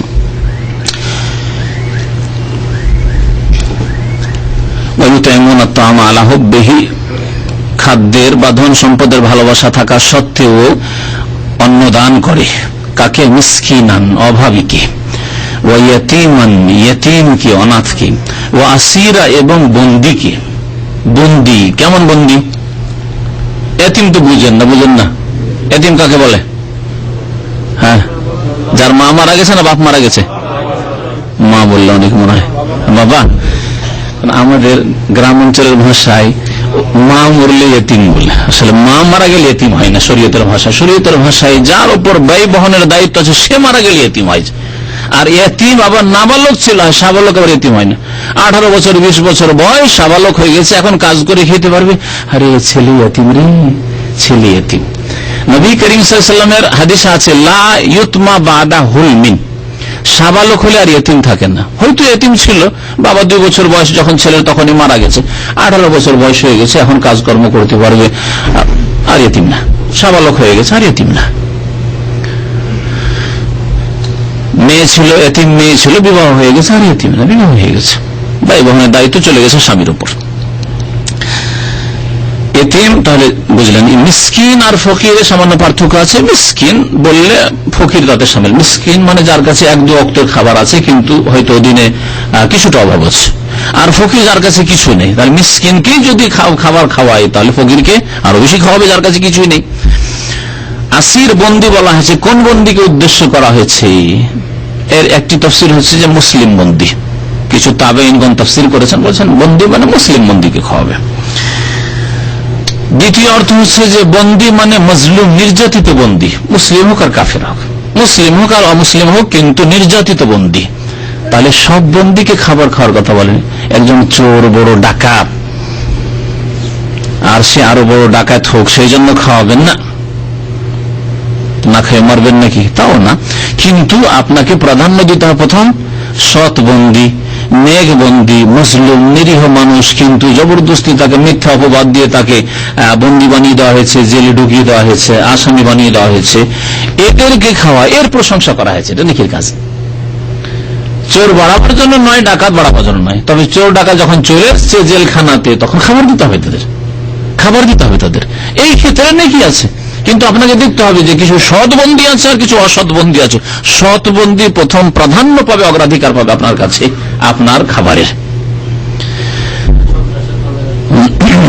যে কোনো মিথ্যা অপবাদ হোক না কেন, যদি কেউ মজলুম থাকে, নিরীহ নির্যাতিত আর বন্দী করে দেওয়া হয়েছে, তাহলে তারা সে মুসলিম হোক আর অমুসলিম হোক হকদার। এছাড়াও অমুসলিম বন্দী যদি হয়, নবী সাল্লাল্লাহু আলাইহি ওয়াসাল্লামের কাছে বন্দী এসছে, বদরের যুদ্ধের পরে 70 জন বন্দী হয়েছে, খাবার দিতে হবে না? হবে না? ও সুমামা বিন ওসাল, নাজদের নেতা, সে নবী সাল্লাল্লাহু আলাইহি ওয়াসাল্লামের কট্টর শত্রু ছিল, সে বন্দী মসজিদ নববীতে তাকে বেঁধে রাখা হয়েছে 3 দিন ধরে। সকালবেলা যেতেন নবী সাল্লাল্লাহু আলাইহি ওয়াসাল্লাম জিজ্ঞাসা করেন, মা যাইন দাকা ইয়া সুমামা, খুব সুন্দর একটা হাদিস আছে, যে হাদিস এখন উল্লেখ করলে তাফসীর আর হবে না। তো তাকে সাহাবাইরা খাবার দিয়েছেন। তাহলে বন্দী কাফের হলেও, আল্লাহর শত্রু হলেও জান বাঁচানোর জন্য খেতে দিতে হবে, আল্লাহর সৃষ্টি, সুতরাং খেতে দিতে হবে। বন্দীর আরেকটি অর্থ কোন কোন তাফসীরকারগণ করেছেন যে বন্দী মানে দাস, কিন্তু দাস। আজকাল দাসের যুগ নেই, কারো বাড়িতে দাস আবদ্ধ হয়ে নেই।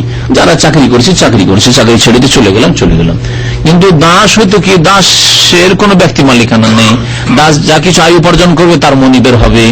দাস কে ইচ্ছা করলে মালিক বিক্রি করে দিবে অন্য জায়গায়, এক দেশ থেকে আর এক দেশে বিক্রি করে দিবে। যে দেশে তার বাবা মা আছে সেই দেশে কোন দেশে বিক্রি হয়ে চলে গেল, যে ক্রেতা খরিদ করলো সে অন্য কোনো দেশে নিয়ে চলে গেল। এই যে অসহায় অবস্থায় জীবন যাপন দাসের, আল্লাহ পাক রব্বুল আলামিন আসির মানে যে মালিকের বাড়িতে বন্দী হয়ে আছে, গোলামিতে বন্দী আছে, তাকেও অন্নদান করতে বলেছেন। এই তাফসীর করা হয়েছে। সবগুলি তাফসীর এখানে প্রযোজ্য। যখন খাওয়াই তখন পার্থিব কোনো স্বার্থে নয়। আর আজকাল আমরা অধিকাংশ লোক মানুষকে খাবার দিই কি জন্য? পার্থিব স্বার্থে। খাওয়ালে খেতে পাবো, অথবা যদি খাওয়াই তো আরেকদিন টাকা পয়সা ধার চাইলে সে মুখ আড়াইতে পারবে না, দিতে হবে তাকে, কথা রক্ষা করবে, অথবা একে খাওয়াইলে এর কাছে ভবিষ্যতে কোনো আশা রাখা যেতে পারে, ইত্যাদি ইত্যাদি, এই দুনিয়াবি স্বার্থে। আল্লাহ পাক বলছেন না, যারা আল্লাহর বান্দা ইবাদুল্লাহ তারা মনে মনে বলে খাওয়ায় আর মনে মনে বলে। তাহলে এখানে খুলে বলতে হবে না, কথা বলতে হবে না আপনি কাউকে খাওয়াচ্ছেন, ছোট ভাই আপনার আব্বা মানুষ করতে পারছেন, আপনি মানুষ করছেন, আর বলতে হবে দেখ রে তোকে খাওয়াচ্ছি আল্লাহর জন্য, না, এই কথা বলা উদ্দেশ্য নয়। কোরআনে কারিমে যে বলা হয়েছে এটা মনে মনে বলে, লিসানুল হাল বলা হয়েছে। এটা হচ্ছে লিসানুল মাকাল, মানে মুখে বলা, আর এটা হচ্ছে লিসানুল হাল, মানে আপনার অবস্থা যেন বলছে, কি আপনার নিয়ত বলছে, আপনার অন্তর বলছে ইন্নামা নুতইমুকুম লিওয়াজহিল্লাহ, দেখো তোমাদেরকে অন্নদান করছি, খেতে দিচ্ছি আল্লাহর সন্তুষ্টির জন্য। লিওয়াজহিল্লাহ মানে আল্লাহর চেহারার জন্য। তাহলে বুঝা গেল আল্লাহ পাক যখন ওয়াজহুন শব্দ এখানে উল্লেখ করেছেন, তাহলে আল্লাহর ওয়াজহুন মানে কি? ওয়াজহুন মানে চেহারা। হাযা ওয়াজহি, এটি আমার চেহারা, এটা আপনার চেহারা। তাহলে আল্লাহ পাকের ওয়াজহুল্লাহ যখন বলা হয়েছে, তাহলে আল্লাহর চেহারা আছে না নেই? আছে। এটি হচ্ছে আহলে সুন্নাত ওয়াল জামাতের আকীদা। আর যারা বলবে আল্লাহর চেহারা নেই, তারা আহলে সুন্নাত নেই, তারা আহলে বিদআত। এই ক্ষেত্রে আল্লাহ পাকের নাম এবং গুণাবলীর ক্ষেত্রে, আসমা সিফাতের ক্ষেত্রে, তাওহীদুল আসমা সিফাতের ক্ষেত্রে তারা আহলে সুন্নাত নয়, যারা এসবে বিকৃতি ঘটায়। আল্লাহ পাক রব্বুল আলামিন চেহারা আছে, চেহারা উল্লেখ করে আল্লাহ পাকের সত্তাকে উদ্দেশ্য করা হয়েছে বা আল্লাহ পাকের সন্তুষ্টিকে উদ্দেশ্য করা হয়েছে। যেমন এখানে আল্লাহ পাকের সন্তুষ্টিকে উদ্দেশ্য করা হয়েছে, কিন্তু চেহারা বলে, চেহারা আছে বলেই। অর্থ কি? ভাব অর্থ, ইন্নামা নুতইমুকুম, তোমাদেরকে আমি অন্নদান করছি কি জন্য? লিওয়াজহিল্লাহ, আল্লাহর সন্তুষ্টির উদ্দেশ্যে, আল্লাহর সন্তুষ্টির উদ্দেশ্যে। এটা লোক রাগ করে আছে। উদাহরণ দিচ্ছি, আমাদের মাতৃভাষা আমরা চেহারা ব্যবহার করি, খুশির ক্ষেত্রে, রাজি হওয়ার ক্ষেত্রে চেহারা ব্যবহার করি। এটা লোক রাগ করে আছে আপনার উপর, আর রাগ করে মুখটা ফিরে আছে ওদিকে, ফিরে আছে, কথা বলতে চাইছে না ভালো করে, কথাও যদি বলে তো মুখ ভারী ভারী করে। ভাই কেন এত রাগ করছে, এটা মুখটা ফিরান, বলছেন না? এটা আমার দিয়ে মুখটা ফিরান বলছেন না? তার মানে রাজি হয়ে যান, তার মানে রাজি হয়ে যান। যে মুখ ফিরালে কিন্তু ওটা তো আপনি চান না যে খালি মুখ ফিরে রাগ করে থাক, আপনি চান যে রাজি হয়ে যাক। এই জন্য ওয়াজহুল্লাহ আল্লাহ পাকের চেহারা বলে এখানে সন্তুষ্টি উদ্দেশ্য করা হয়েছে। এটা হচ্ছে বাক ভঙ্গিমা, আমরা বাংলা ভাষায় বলছি, সেই রকম আরবি ভাষায় আল্লাহ পাক রব্বুল আলামিন ওয়াজহুল্লাহ উল্লেখ করেছেন, আল্লাহ পাকের চেহারা আছে। এর আগে বলেছে যারা আল্লাহ পাকের চেহারাকে অস্বীকার করবে, আল্লাহ পাকের আল্লাহ যে গুণাবলীগুলি আছে সেগুলিকে অস্বীকার করবে, কিয়ামতের দিনে আল্লাহ পাকের দিদার হাসিল করবে না, কারণ অস্বীকার করেছে। আল্লাহর চেহারা নেই, আবার দেখবে কি তুমি তো বলেছো আল্লাহর চেহারা নেই। সুতরাং কোরআন সুন্নাহর অনুসারী হওয়ার চেষ্টা করেন এবং আল্লাহ পাক যেভাবে বলেছেন সেইভাবে বিশ্বাস করেন। এটি ছিল আইম্মায়ে কেরামদের ইতিকাদ, বিশ্বাস। এটি ছিল ইমাম আবু হানিফা রাহমাতুল্লাহ আলাইহি, শাফিঈ, মালিক, আহমদ, সমস্ত আইম্মায়ে কেরাম, সাহাবায়ে কেরাম, তাবেঈন, তাবা তাবেঈন, আর তারপরে আইম্মায়ে কেরাম, তারপরে মুহাদ্দিসিন, সমস্তের আকীদা। এই জন্য ফিকহে আকবর ইমাম আবু হানিফা রাহমাতুল্লাহ যে কিতাব আছে তাতে তিনি আল্লাহর হাত সম্পর্কে উল্লেখ করে বলছেন, ওয়ালা নাকুল আল ইয়াদ বিমানাল কুদরা, আমি বলছি না যে হাত মানে কুদরতি হাত, যে বিদাতিরা বলে থাকে আজকাল, নিজেদেরকে বলে যে আবু হানিফার আমরা অনুসারী, মুকাল্লিদ, আর তারপরে ওর উপরে আমল নেই। ইমাম আবু হানিফা রাহমাতুল্লাহ আলাইহি কিতাব আমার লাইব্রেরিতে আছে, ফিকহে আকবর, আরবি ভাষায় আছে, তো ছোট্ট কিতাব। সেই কিতাব আকীদার কিতাবে তিনি বলেছেন লিল্লাহি ইয়াদুন, আল্লাহর হাত আছে, ওয়ালা নাকুলু, আর বলছি না যে আল ইয়াদ বিমানাল কুদরা, কুদরতি হাত, বরং ইয়াদ মানে আল্লাহ পাকের হাত। তবে আল্লাহর হাত কার মতো? আল্লাহর মতো। আপনি কি বলবেন যে আমার হাত বানরের মতো? আরে আপনি মানুষ, ক্ষুদ্র মানুষ, তারপর বলছেন আমার হাত আমার মতো, আমার হাত আবার বানরের মতো কেন বলছেন? কেউ যদি বলে আপনাকে যে ভাই আপনার হাতখানা বানরের মতো, কত কষ্ট লাগবে আপনাকে? আল্লাহ পাক রব্বুল আলামিনের হাতের যদি কেউ তুলনা করে তাহলে গুমরাহি। যেমন গুমরাহি আল্লাহ পাকের হাতকে কেউ যদি অস্বীকার করে, এইরকম আল্লাহ পাকের চেহারাকে কেউ অস্বীকার করে তাও গুমরাহি। আর আল্লাহ পাকের চেহারা কারো মতো কেউ যদি বলে তাশবিহ করে, সেটি হচ্ছে গুমরাহি। এই দুই গুমরাহি থেকে বাঁচতে হবে। একদিকে গুমরাহি হচ্ছে সাদৃশ্যতা পোষণ করা, আরেকদিকে হচ্ছে অস্বীকার করা বা বিকৃতি ঘটানো। দুই গুমরাহির মাঝখানে হচ্ছে আল্লাহ পাকের চেহারা আছে, আল্লাহ পাকের চেহারা আল্লাহ পাকের মতো। ইন্নামা নুতইমুকুম লিওয়াজহিল্লাহ, নিশ্চয় আমি অন্ন দান করি, খাদ্য দান করি আল্লাহর সন্তুষ্টির জন্য। লা নুরিদু মিনকুম জাযাআন ওয়ালা শুকুরা। হে ইতিম, আমি তোমাকে মানুষ করছি, মনে মনে বলবেন, এতিমকে খুলে নয়, মনে মনে, কারণ খুলে সামনে বললে কষ্ট পাবে অনেক সময়। বারবার বলছেন, দেখো তোমাকে খাওয়াচ্ছি আল্লাহ সন্তুষ্টির জন্য, তখন তোমাকে খাওয়াচ্ছি একমাত্র আল্লাহ সন্তুষ্টি, তুমি কি করবে না করবে ভবিষ্যতে ওইটা আমার দেখা দেখি নাই, কষ্ট পাবে, ঠিক না? এটা এই শিক্ষা দেওয়া হয়নি কোরআনে কারিমে। শিক্ষা দেওয়া হয়েছে আপনি মনে মনে নিজেকে সান্ত্বনা দেন যে আলহামদুলিল্লাহ, আমি এর কাছে কিছু চাওয়া পাওয়ার আশা রাখি না, আল্লাহর সন্তুষ্টির জন্য আমি খাবার দান করছি। লা নুরিদু মিনকুম জাযাআন ওয়ালা শুকুরা। সুতরাং তোমাদের কাছে না প্রতিদানের আশা করি, প্রতিদানের ইচ্ছা রাখি, কামনা রাখি, ওয়ালা শুকুরা, না কৃতজ্ঞতার আশা রাখি, প্রতিদান কিছু দেবে বদলাই, আর শুকরিয়া হচ্ছে বদলাই কিছু দিল না, কিন্তু কমপক্ষে বললো থ্যাংক ইউ, ধন্যবাদ ভাই, অনেক অনেক শুকরিয়া, জাযাকাল্লাহু খাইরান, সেটাও চাইলে। ইখলাস, এর নাম হচ্ছে ইখলাস। আমরা যদি নাও দিতে পারো, আরে বাবা তুমি কিছু দিতে পারলে না, কমপক্ষে মাঝে মাঝে তো একটু যোগাযোগ করবে, কিছু শুকরিয়া তো আদায় করবে যে ভাই আপনার অনেক অবদান আছে আমার উপর, আশা রাখি না, আশা রাখবেন না, একমাত্র আল্লাহ পাকের কাছে আশা রাখবেন, এই হচ্ছে ইখলাস। ইন্না নাখাফু মির রাব্বিনা ইয়াওমান আবুসান কামতারিরা। তারপরে এই আল্লাহর বান্দারা কি বলে, আমরা আমাদের রবকে ভয় করি। ইন্না নাখাফু মির রাব্বিনা, আমাদের রবকে ভয় করি, ইয়াওমান, সেই দিনে, বিশেষ করে যেই দিন বিচার দিবস হবে, আবুসান, যেই দিন হবে ভীতিপ্রদ। আবুস, আবাসা মানে কি বলেছি এর আগে, হ্যাঁ, ভুরুকুঞ্চিত করা, এটা মানুষের ক্ষেত্রে যখন হবে ভুরুকুঞ্চিত করা।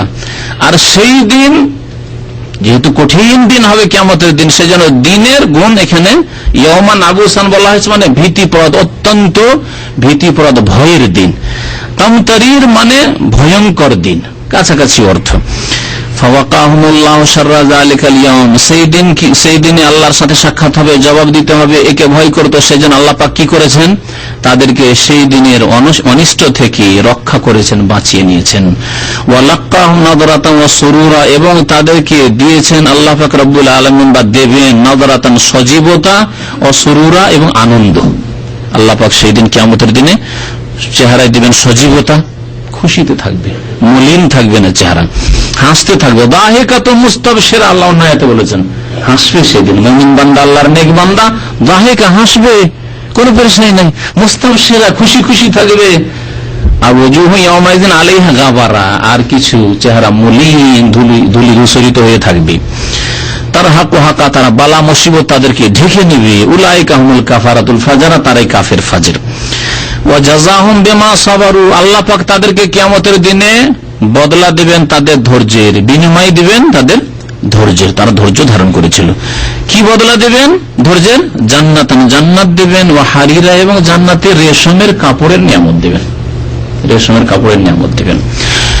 এই ধৈর্যের প্রয়োজন আছে, সত্যি ধৈর্যের প্রয়োজন রয়েছে। কারো ইহসান করলেন, যে কেউ হোক না, কোনো ভাই ব্রাদার হোক, অথবা যে কোনো অন্য কোনো মানুষ ইহসান করলে, ইহসান করার পরে প্রথম কথা, ইহসান কন্টিনিউ করার জন্য ধৈর্যের প্রয়োজন আছে।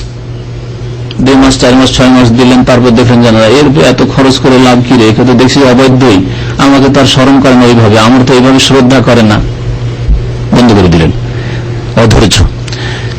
ধৈর্যের সাথে আপনি চালিয়ে গেলেন, খরচ তো চালালেন, আর তারপরে যখন আশা করেছিলেন কিছু পাবো, পেলেন না, তখন আপনি অধৈর্য হয়ে গেলেন, বড় কষ্ট দিল, বড় কষ্ট দিল না। ধৈর্য ধরার চেষ্টা করতে আল্লাহ পাক রব্বুল আলামিন আমাদের সকলকে তৌফিক দান করেন। ওয়া জাযাহুম বিমা সাবারু, যদি ধৈর্য ধারণ করেন, শুধু ধৈর্য এই ক্ষেত্রে না, এর আগে বলেছি 3 রকমের ধৈর্য, সবগুলি এখানে খেয়াল রাখবেন। সার্বিক ক্ষেত্রে যদি ধৈর্য ধারণ করে, তার বিনিময়ে আল্লাহ কি দেবেন? জান্নাত দেবেন, আর আল্লাহ পাক জান্নাতে রেশমের কাপড় দেবেন, জান্নাত ওয়া হারিরা। আর সেই জান্নাতে কি করবে তারা? মুত্তাকিইনা ফিহা আলাল আরাইকি, সেখানে তারা মুত্তাকিইন মানে হেলানা দিয়ে থাকবে, সমাসীন থাকবে বলেন, অথবা হেলানা, শাব্দিক অর্থ, খুব সহজ অর্থ হচ্ছে মুত্তাকিইনা ফিহা, হেলানা দিয়ে, এর নাম হচ্ছে ইত্তেকা। ইত্তাকা, ইত্তাকি মানে হেলানা দেওয়া।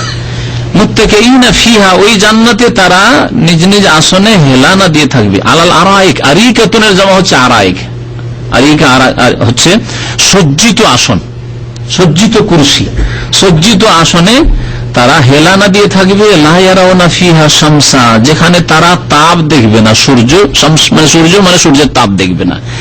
ওয়ালা জামহারিরা, আর না তারা অতি শীত দেখবে, না অতি শীত থাকবে না অতি গরম থাকবে। কারণ যদি খুব সুন্দর সুন্দর সাজানো আসন থাকে আর এই খোলা মাঠে, শিকড় খোলা মাঠে আজকালকার দুপুরে যদি থাকে গ্রীষ্মকালে, শান্তি পাবেন? এই খালি খালি মেঝেতে বসে থাকবো, ঘরের মধ্যে এসে ওখানে যাই, দরকার নেই এত সুন্দর আসন। তো জান্নাতে যখন হেলানা দিয়ে বসে থাকবে, না সেখানে রোদ্রের তাপ অনুভব করবে, আর না এমন ঠান্ডা যে ঠান্ডায় থাকা যায় না, জামহারির এত বেশি ঠান্ডা, যে ঠান্ডার প্রয়োজন সেই ঠান্ডায় তারা পাবে। ওয়াদানিয়াতান আলাইহিম জিলালুহা, এবং সেখানে তাদের ওপর জান্নাতের ছায়াগুলি নিকটবর্তী হয়ে থাকবে বা ঝুঁকে থাকবে। ছায়া ছায়া আছে কিন্তু আপনার দিকে ঝুঁকে নেই, ছায়া অন্য দিকে। নিজে গাড়ি যেখানে রাখতে যাচ্ছেন, গাছের কাছে তো গেলেন আপনি, কিন্তু ছায়াটা সূর্যের কারণে আপনার গাড়ির উপরে ছায়া না পড়ে অন্যের গাড়ির উপর পড়ছে, লাভ আছে? লাভ নেই। এই জন্য আল্লাহ বলছে দানিয়াতান, ছায়া তো থাকবেই, কিন্তু এসে জান্নাতের বৃক্ষগুলির বা গাছের ছায়া ঝুঁকে থাকবে। দানিয়াতান আলাইহিম জিলালুহা ওয়া যুল্লিলাত কুতুফুহা তাযলিলা, এবং কুতুফ হচ্ছে ফল পাড়ার নাম, শাব্দিক অর্থ হচ্ছে কাতাফে একতব মানে ফল পাড়া, গাছ থেকে ফল পাড়া, এখানে ফলমূলের অর্থ করেন। এবং যুল্লিলাত আয়ত্ত করে দেওয়া হবে, অনুগত করে দেওয়া। জাল্লালা ইউজাল্লিলু তাযলিল মানে হচ্ছে অনুগত করে দেওয়া, আয়ত্ত করে দেওয়া। ওয়া যুল্লিলাত কুতুফুহা তাযলিলা, এবং জান্নাতের ফলমূলগুলিকে তাদের আয়ত্ত করে দেওয়া হবে বা আয়ত্তাধীন করে দেওয়া হবে। আয়ত্তে থাকলে এখানে বসে আছি, আমার অফিসে যদি ফল থাকে তো লাভ আছে, অফিসে ভালো ভালো খাবার আছে, কিন্তু আপনাদের সাথে এখানে ব্যস্ত আছি, এই ফল থেকে লাভ নেই। কেউ ফল রেখেছে বা আমি রেখেছি, লাভ নেই। কিন্তু কাছে যদি থাকে, এই জান্নাতে এরকম নিয়ামত আল্লাহ পাক রব্বুল আলামিন, যেখানে থাকবেন, যে অবস্থা থাকবেন, শুয়ে গেছেন, ফল নিজের আয়ত্তে নাগালে, বসে আছেন, এখান থেকে উঠে আরেক জায়গায় চলে গেলেন, সেখানে ফলমূল বিভিন্ন রকমের, যত রকমের ফলমূল হইতে পারে, কল্পনাতে আসতে পারে, তার কল্পনারও বাইরে জান্নাতের নিয়ামত, যেমন নবী করিম সাল্লাল্লাহু আলাইহি সাল্লাম বলেছেন। নামগুলি থাকবে দুনিয়ার ফলমূলের নাম, কিন্তু স্বাদের কোনো তুলনা নেই, যেমন আল্লাহ পাক রব্বুল কোরআনে কারীমে বলেছেন।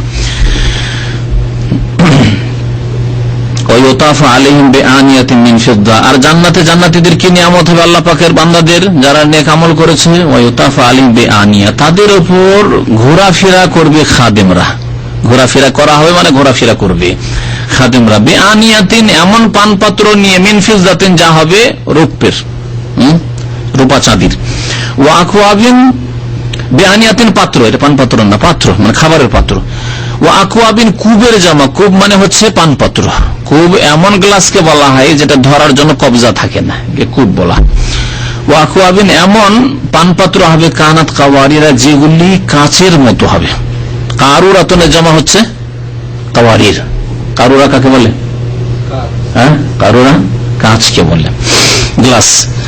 তো গ্লাস মানে কাঁচ, কাঁচ। কানাত কাওয়ারিরা, কিন্তু কাওয়ারিরা মিন ফিদ্দাতিন, এই কাঁচ হবে হ্যাঁ চাঁদির। আবার চাঁদির কেমন কাঁচ হয়, এক সমস্যা, চাঁদির আবার কাঁচ হয়নি, কাঁচ আলাদাই জিনিস, চাঁদির কাঁচ।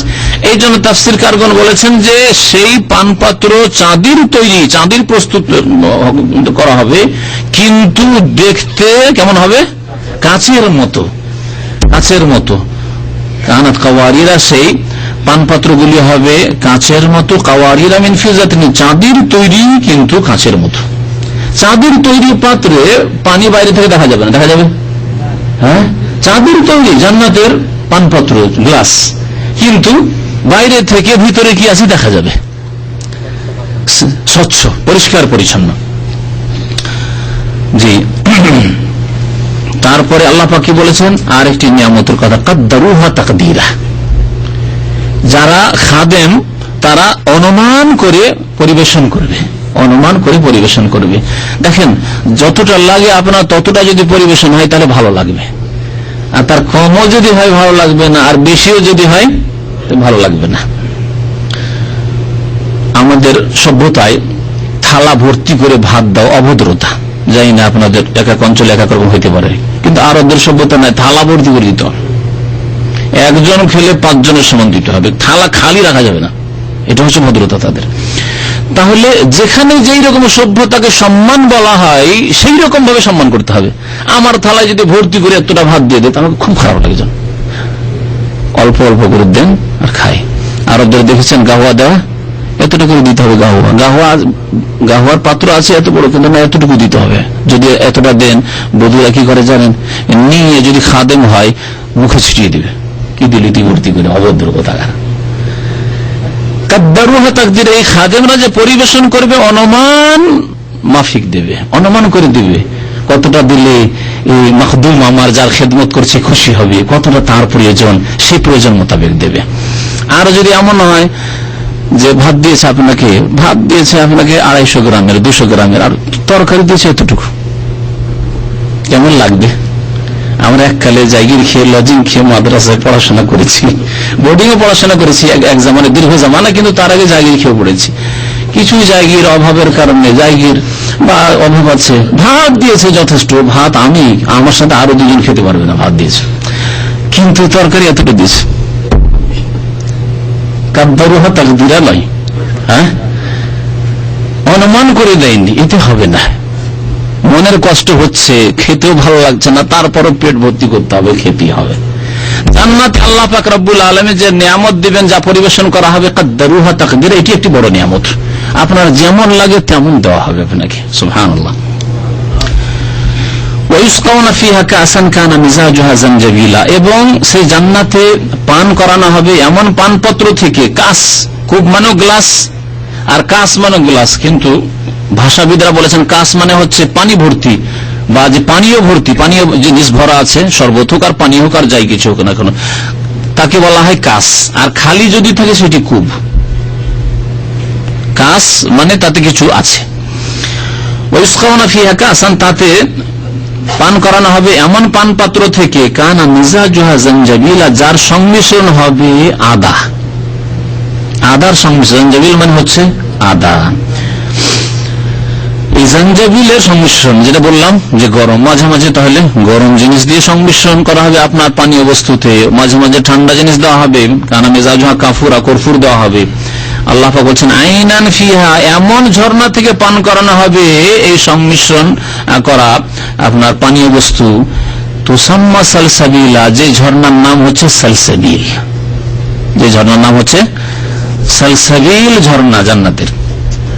এই কাস যে দেওয়া হবে এটা জান্নাতের মদ, খামর, যার কথা কোরআনে কারিমে আল্লাহ পাক উল্লেখ করেছেন। কোরআনে কারিমে আল্লাহ পাক উল্লেখ করেন 4 রকমের নহরের কথা উল্লেখ করেছেন। কি কি?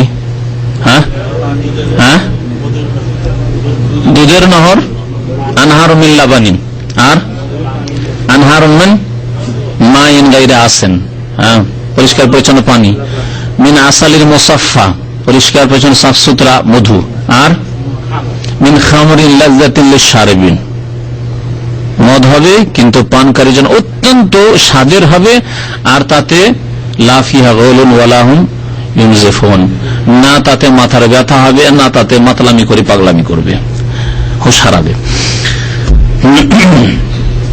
আল্লাহ পাক রব্বুল আলামিন তারপরে বলছেন ওয়ায়াতুফু আলাইহিম ওয়ালদানুম মুখাল্লাদুন, এবং তাদের উপর প্রদক্ষিণ করবে, চক্কর লাগাবে, ঘোরাফেরা করবে খাদেমরা। কোন ধরনের খাদেম? ওয়ালদানুম মুখাল্লাদুন, চিরকিশোর, চিরকিশোর যারা, চিরকিশোর খাদেম। ওয়ালদান ওয়ালিদের যাওয়া হচ্ছে ওয়ালদান, মানে তারা তাহলে বালক হবে, সাবালক নাই। দেখেন ছোট ছোট বাচ্চারা যদি সেবা করে বেশি ভালো লাগে না বড় মানুষের সেবা করলে?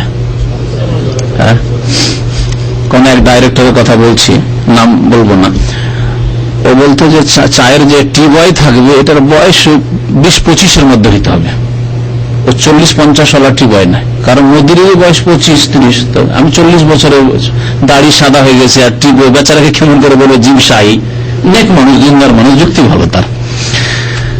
কোন এক সময় আমাদের এখানে খাদেম যে চা পেশ করে একটু বয়স্ক ছিল, তো কখনো জীবনে বলতাম না যে পানি আনতে হবে, নিজে থেকে পানি নিয়ে আসতাম, যদি দেখছে যে পানি নিতে যাচ্ছে তখন হয়তো হাত থেকে নিয়ে নিল, সে আলাদা কথা, কিন্তু কখনো এটা বলা সম্ভব নয়, আমার সাথে বয়স বেশি বা আমার মতো বয়সে কি করে তাকে বলে বলছি পানি নিয়ে আসো, চা নিয়ে আসো। দেখেন, যদি বালকরা যদি খাদেম হয় তাহলে ভালোও লাগবে, একটু দেখতেও ভালো লাগবে, বালকরা ঘোরাফেরা করছে, আর আদেশ করতেও ভালো লাগবে। কিন্তু যদি বয়স্ক হয়, ভালো দেখতেও ভালো লাগবে না অত বালকদের মতো, আর বালকদের মতো ফুর্তিও না, ভারী, বসে গেলে উঠা মুশকিল আর উঠে গেলে বসা মুশকিল, এই অবস্থা। তো আল্লাহ পাক রব্বুল তাই বলছেন উইলদান। আচ্ছা, এই বালকরা আবার বয়স হলে কি হয়ে যায়? ওই বালকই আবার বুড়ো হয়ে যায়, তা হবে না। এই জন্য আল্লাহ বলছেন মুখাল্লাদুন, চিরকিশোর। এই জন্য বললাম দুইটি শব্দ মিলে চিরকিশোর। এই বালকরা সবসময় কিশোর থাকবে, একই বয়সে থাকবে, সবসময় একই রকম লাগবে দেখতে। এমন নয় যে 5 বছর আগে আপনার সামনে ছিল ছেলেটা খুব স্মার্ট ছিল, খুব সুন্দর ছিল দেখতে, আর এখন বুড়ো হয়ে গেছে, দাড়িগুলো সাদা হতে লেগেছে, আর চলাফেরা করতে পারে না, তাড়াতাড়ি কাজ করতে পারে না, বিরক্তি বোধ করছেন না। উইলদান মুখাল্লাদুন, কত সুন্দর লাগবে। আল্লাহ বলছেন ইযা রাআইতাহুম হাসিবতাহুম লুলুআম মানসুরা, যখন তাদেরকে দেখবে, ওই খাদেমদেরকে দেখবে, হাসিবতাহুম তাদেরকে দেখে তোমার ধারণা হবে, হাসিবা ধারণা হবে, মনে হবে কি লুলুআম মানসুরা, বিক্ষিপ্ত মুক্তা। মানুষ শুধু না, বিক্ষিপ্ত মুক্তা, এত সুন্দর লাগবে তারা, এরা খেদমত করবে, মন তোমাদের কেড়ে নেবে খেদমত করে। হাসিবতাহুম লুলুআম মানসুরা। শুধু তাই নয়, যখন ওখানে দেখবে সাম্মা, সাম্মা মানে ওখানে, হোনাকা, হোনাকা আমরা বলি হোনা, ওই সাম্মা, ফাসাম্মা ওয়াজহুল্লাহ, সেখানে আল্লাহ আর সন্তুষ্টি পাবে, আল্লাহ আর চেহারা পাবে। ফাইনামা তুওয়াল্লু ফাসাম্মা ওয়াজহুল্লাহ, কিবলার ক্ষেত্রে বলা হয়েছে সাম্মা। সাম্মা নয়, সাম্মা মানে তারপর বা অতঃপর, আর সাম্মা মানে ওখানে। তো আল্লাহ পাক রব্বুল আলামিন বলছেন ওয়াইজা রাআইতা সাম্মা, যখন সেখানে দেখবে তখন আরো কিছু দেখবে। কি দেখবে? রাআইতা নাঈমান, ভোগ বিলাস পূর্ণ নিয়ামত দেখবে, ভোগ বিলাসের সামগ্রী যা লাগে তাই দেখবে, নাঈমান। আর কি দেখবে? মুলকান কবীরা, বিশাল রাজত্ব দেখবে। আল্লাহু আকবার। কল্পনা করেছি আমরা সাধারণ মানুষ বিশাল রাজত্বের কথা। ঈমান এবং নেক আমল যদি ঠিক থাকে তাহলে বিশাল রাজত্ব দেখবে। শুধু তাই নয়, যারা জান্নাতে প্রথম থেকে গেছে তাদের যে কত বিশাল রাজত্ব হবে আল্লাহ পাক জানে। সর্বশেষ যেই ব্যক্তি জাহান্নামে জ্বলে জ্বলে পুড়ে, হাজার হাজার বছর জাহান্নামে পুড়ে জ্বলে, শেষখানে আল্লাহর হুকুম হবে আখিরু রাজুলিন ইয়াদখুলুল জান্নাহ, নবী সাল্লাল্লাহু আলাইহি ওয়াসাল্লাম বলেছেন। এবং সর্বনিম্ন স্তরের জান্নাতি, যাদের উপাধি হবে, যাদেরকে বলা হবে জান্নাতে, তাদেরকে ডাকা হবে জাহান্নামী বলে ডাকানো হবে। লোকেরা ডাকবে তাদেরকে জাহান্নামী বলে, কষ্ট পাবে না। দুনিয়ায় যদি কোনো আসামিকে জেলে থেকে এসছে আর যদি তাকে বলেন যে জেলে থাকা লোক, কি হবে? কষ্ট পাবে। কিন্তু জাহান্নামীরা জাহান্নামে জ্বলে জ্বলে জান্নাতে এসছে, তাদেরকে জাহান্নামী বলে, ইউকালু লাহু জাহান্নামিয়ুন, নবী সাল্লাল্লাহু আলাইহি ওয়াসাল্লাম হাদিস আছে, তাদেরকে জাহান্নামী বলে ডাকা হবে। জান্নাতের অন্যরা জাহান্নামী বলে ডাকবে, কষ্ট হবে না, বরং আরো নিয়ামত মনে পড়বে, খুশি হবে যে আল্লাহু আকবার, জাহান্নামী ছিলাম। আর আল্লাহ পাক কত ইহসান করেছেন, কত বড় আল্লাহ পাক দয়া করেছেন যে তার রহমতে জাহান্নাম থেকে রক্ষা পেয়েছি। তো নবী করিম সাল্লাল্লাহু আলাইহি ওয়াসাল্লামের একটি হাদিস আছে যে সর্বশেষ যেই ব্যক্তি জান্নাতে যাবে, জাহান্নামে কত বছর যে জ্বলবে আল্লাহ পাক জানে। এটা তো বোঝানোর জন্য হাজার হাজার বছর, কত বছর যে তার শুধু ঈমান ছিল, যেমন বলা হয়েছে হাব্বাতু খারদালিন মিন ঈমান, সরিষার দানা পরিমাণ, জাররা পরিমাণ ঈমান ছিল। ঈমান ছিল মানে এই না যে বেনামাজি ছিল, ঈমান মানে সালাত, মনে রাখবেন। ওমা কানা আল্লাহু লিইউদিয়া ঈমানাকুম, হাফেজ সাহেবদের মুখস্থ আছে আয়াত, মা কানা আল্লাহু লিইউদিয়া ঈমানাকুম, আল্লাহ পাক তোমাদের ঈমানকে নষ্ট করতে চায় না। এখানে ঈমান কাকে বলা হয়েছে জানেন? আলোচনা চলছে, সূরা বাকারা পড়বেন, কিবলার আলোচনা চলছে। যখন সাহাবায়ে কেরামদের সংশয় হয়ে যে আল্লাহ এখন তো কিবলা পরিবর্তন হয়ে গেল, আগে ছিল বাইতুল মুকাদ্দাস কিবলা, এখন কাবা শরীফ কিবলা হলো, তাহলে আমাদের পূর্বপুরুষ যারা আত্মীয় স্বজন ওই আগের বাইতুল মুকাদ্দাসের দিকে মুখ করে নামাজ পড়ে মারা গেছে, আর এই কিবলা পরিবর্তন আগে মারা গেছে, ওদের কি হবে? ওরা জান্নাত পাবে না, ওদের নামাজ কবুল হবে না। এই সংশয় পেরেশানিতে যখন পড়লেন তারা, তখন আল্লাহ পাক আয়াত নাযিল করেন, মা কানা আল্লাহু লিইউদিয়া ঈমানাকুম আই সালাতাকুম ইলা বাইতুল মাকদিস, বাইতুল মুকাদ্দাসের দিকে যে নামাজ পড়েছে তোমাদের পূর্বপুরুষরা, আত্মীয় স্বজনরা, আর মারা গেছে ওই অবস্থায়, তাদের নামাজগুলিকে আল্লাহ নষ্ট করবেন না। তাহলে ঈমান মানে সালাত, আর কোন নেকি নাই হয়তো, কিন্তু ঈমানের প্রুফ হিসাবে, প্রমাণ হিসাবে সালাত তার ছিল। চোর, ডাকাত, মদ খেয়েছে, অনেক হারাম কাজ করেছে, জাহান্নামে জ্বলে জ্বলে জ্বলে জ্বলে কোনদিন জান্নাতে ফিরে আসবে, ওকে আল্লাহ পাক কি নিয়ামত দেবেন? মুলকান কাবীরা, বিশাল রাজত্ব। আজকের বিশাল রাজত্ব চিন্তা করেন, আমেরিকা বিশাল রাজত্ব মনে করছেন, হ্যাঁ, এতগুলি স্টেট। ভারতে 25-এর বেশি আপনার স্টেট আছে, প্রদেশ আছে, বিশাল দেশ। ভারতবর্ষ বিশাল দেশ মনে করছেন, হ্যাঁ। রাশিয়ার আগে সোভিয়েত ইউনিয়ন যে ছিল, বিশাল সোভিয়েত ইউনিয়ন, তাই না? বিশাল বিশাল বলছেন। আল্লাহ পাক রব্বুল আলামিন সমস্ত সারা পৃথিবীতে যতগুলি দেশ আছে, সমস্ত দেশ কত বিশাল। কোন মানুষ দুনিয়ার কেউ কল্পনা করতে পারবে যে আমি সারা দুনিয়ার রাজা হয়ে যাব, শাসক হয়ে যাব? অসম্ভব। আজকালকার মানে অসম্ভব যে সারা বিশ্বের সে অধিপতি হয়ে যাবে, রাজা হয়ে যাবে। আল্লাহ পাক রব্বুল আলামিন সর্বনিম্ন মানের জান্নাতি শেষখানে যে জাহান্নাম থেকে চলে আসবে, তাকে আল্লাহ বলবেন যে তুমি কি চাও? চাও চাও। কি চাইবে আল্লাহ? আল্লাহ তুমি জান্নাত দিয়ে দিয়েছো, যথেষ্ট হয়ে গেছে, জান্নাত দিয়ে যথেষ্ট হয়ে গেছে। আল্লাহ পাক রব্বুল শেষখানে বলবেন যে তোমার জন্য দুনিয়া দেখেছো, সারা পৃথিবী, আর ওয়াশারাতু আমসালিহা, এই পৃথিবী যে দুনিয়া দেখে এসেছিলে, ওই পৃথিবীর 10 গুণ তোমার জন্য। এই যে বিশাল রাজত্ব আল্লাহ পাক রব্বুল আলামিন দেবেন। তাহলে বাকি যারা প্রথমখানে জান্নাতে যাবে, মুমিনের উপরে যারা সলেহিন নেক লোক, যারা সুহাদা, যারা ওলামা, যারা সিদ্দিকিন, যারা আম্বিয়া, যারা রাসূল, তাদেরকে আল্লাহ কত বড় নাঈমান ওয়া মুলকান কাবীরা আল্লাহ পাক দেবেন। বিশাল রাজত্ব আল্লাহ পাক রব্বুল আলামিন। আল্লাহ যেন আমাদেরকে জান্নাতুল ফিরদৌস দান করেন, আল্লাহ পাক যেন জান্নাতের নিয়ামত আমাদেরকে দান করেন। আলিয়াহুম সিয়াবু সুন্দুসিন খুদুর, এবং তাদের উপরে হবে, তাদের শরীরের উপর ভাগে হবে সিয়াবু সুন্দুস, চিকন রেশম। রেশমের কাপড় দুই রকম, চিকন রেশমের কাপড় আর মোটা রেশমের কাপড়। সুন্দুস বলা হয় চিকন রেশমের কাপড়কে। আর এই রেশমের রং হবে খুদুর। খুদুর হচ্ছে সবুজ, আখদার থেকে খুদুর, যেমন আপনার খুদরা ফওলা থেকে সুদুন, সুদুন আসওয়াদ থেকে সুদ, এরকমই আখদার থেকে খুদুর। তো সবুজ রঙের রেশম হবে এবং চিকন রেশমের কাপড় হবে। ওয়াস্তিবরাক ওয়া ইস্তাবরাক, এবং মোটা রেশমের কাপড় হবে। ওয়াহুল্লু আসাবিরা মিন ফিদ্দা, এবং তাদেরকে কঙ্কন পরানো হবে মিন ফিদ্দা, রূপার, চাঁদের কঙ্কন পরানো হবে। এখানে চাঁদের কঙ্কনের কথা বলা হয়েছে। অন্য আয়াতে আল্লাহ বলেছেন ইউহাল্লাউনা ফিহা মিন আসাবিরা মিন যাহাবিন ওয়া লুলুয়া। আল্লাহ পাক রব্বুল আলামিন তাদেরকে স্বর্ণেরও কঙ্কন পরাবেন। ওয়াসাকাহুম রাব্বুহুম শারাবান তাহুরা, এবং তাদের রব তাদেরকে পান করাবেন পবিত্র, পাক, পরিষ্কার, পরিচ্ছন্ন পানীয়, শারাব। ইন্না হাযা কানা লাকুম জাযা, এবং আল্লাহর পক্ষ থেকে ঘোষণা হবে জান্নাতীদের জন্য, নিশ্চয় এই হচ্ছে তোমাদের কাজের প্রতিদান, বদলা। আজকে তোমাদের পারিতোষিক দিলাম, প্রতিদান দিলাম। ওয়া কানা সায়ুকুম মাশকুরা, এবং তোমাদের মেহনত পরিশ্রম গৃহীত হয়েছে। মাশকুরা, আল্লাহ পাকের পক্ষ থেকে তার মূল্যায়ন করা হয়েছে এবং তা গৃহীত হয়েছে। ইন্না নাহনু নাযালনা আলাইকাল কুরআনা তানজিলা, বলেছিলাম যে এই সূরায় যখন জান্নাতীদের কথা বলা হবে, তারপরে কোরআন কারীম নাযিল করার কথা আল্লাহ পাক উল্লেখ করেছেন এক দুটি আয়াতে। আল্লাহ বলছেন নিশ্চয় আমি কোরআন কারীমকে নাযিল করেছি ধীরে ধীরে। কোথায় ধীরে ধীরে শব্দ আছে? আমি অর্থ করলাম ইন্না নাহনু, নিশ্চয় আমি আল্লাহ, নাযালনা আলাইকাল কুরআন, হে নবী আপনার উপর নাযিল করেছি কোরআনকে তানজিলা, ধীরে ধীরে।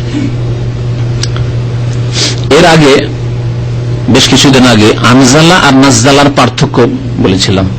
হ্যাঁ, আনজালা যদি বাবে ফাল থেকে হয় তার অর্থ কি হবে? আনজালা ইউনজিলু ইনজালান ফাহুয়া মুনজিল, আর নাজ্জালা ইউনজিলু তানজিলান ফাহুয়া মুনাজ্জিল। হ্যাঁ, বাবে তাফিল থেকে, বাবে ফাল থেকে কি পার্থক্য? আনজালা মানে একবারে নাজিল করা, একবারে নাজিল করা, আর নাজ্জালা মানে ধীরে ধীরে ক্রমে ক্রমে নাজিল করা, ক্রমে ক্রমে অবতীর্ণ করা। আল্লাহ পাক রব্বুল আলামিন অন্যান্য কিতাবগুলি, তাওরাত, ইনজিল, জাবুর, এগুলি একেবারে নাজিল করেছেন, একবার নবীকে দিয়ে দেওয়া হয়েছে। নাও তোমার কিতাব। তাওরাত নেওয়ার জন্য এসে তুর পাড়ে গেলেন মুসা আলাইহিস সালাম, 30 দিন বলে 40 দিন আল্লাহ পুরো করার পরে দিয়ে দিলেন তাওরাত একসাথে, আল্লাহ নাজিল করে দিলেন। কিন্তু কোরআনে কারীম, কোরআনে কারীমের দুটি গুণ আছে, কোরআনে কারীমের দুটি গুণ আছে। আল্লাহ ইনজালও করেছেন, তানজিলও করেছেন। আল্লাহ পাক রব্বুল লাওহে মাহফুজ থেকে প্রথম আসমানে বাইতুল ইজ্জাতে একবারে নাজিল করে দিয়েছেন, ইন্না আনজালনাহু ফি লাইলাতুল কদর। দেখেন লাইলাতুল কদরে আল্লাহ যে নাজিল করেছেন নাজ্জালনা বলেননি, কি বলছেন? আনজালনা, আমি নাজিল করেছি, বাইতুল ইজ্জাতে প্রথম আসমানে নাজিল করে দিয়েছি। জিবরাইল আলাইহিস সালাম এখন প্রথম আসমান থেকে নিয়ে আসবেন ধীরে ধীরে ধীরে, যখন আদেশ হবে যে আয়াত যে সূরা নিয়ে যাওয়ার রাসূলুল্লাহ সাল্লাল্লাহু আলাইহি ওয়াসাল্লামের কাছে তিনি নিয়ে আসবেন। তো কোরআনের একটি গুণ হচ্ছে ইনজাল, আল্লাহ একবারে নাজিল করেছেন লৌহে মাহফুজ থেকে প্রথম আসমান পর্যন্ত। আর ইন্না নাহনু নাযালনা আলাইকাল কুরআনা তানজিলা, আল্লাহ কোরআন বলছে ইন্না নাহনু নাযালনা যিকরা, আমি জিকিরকে নাজিল করেছি, উপদেশ নাজিল করেছি, ওয়া ইন্না লাহু লাহাফিজুন, আর এই জিকিরের আমি কোরআনের হাদিসের হেফাজত করব। ধীরে ধীরেও নাজিল করা হয়েছে আল কোরআনকে। কেমন করে?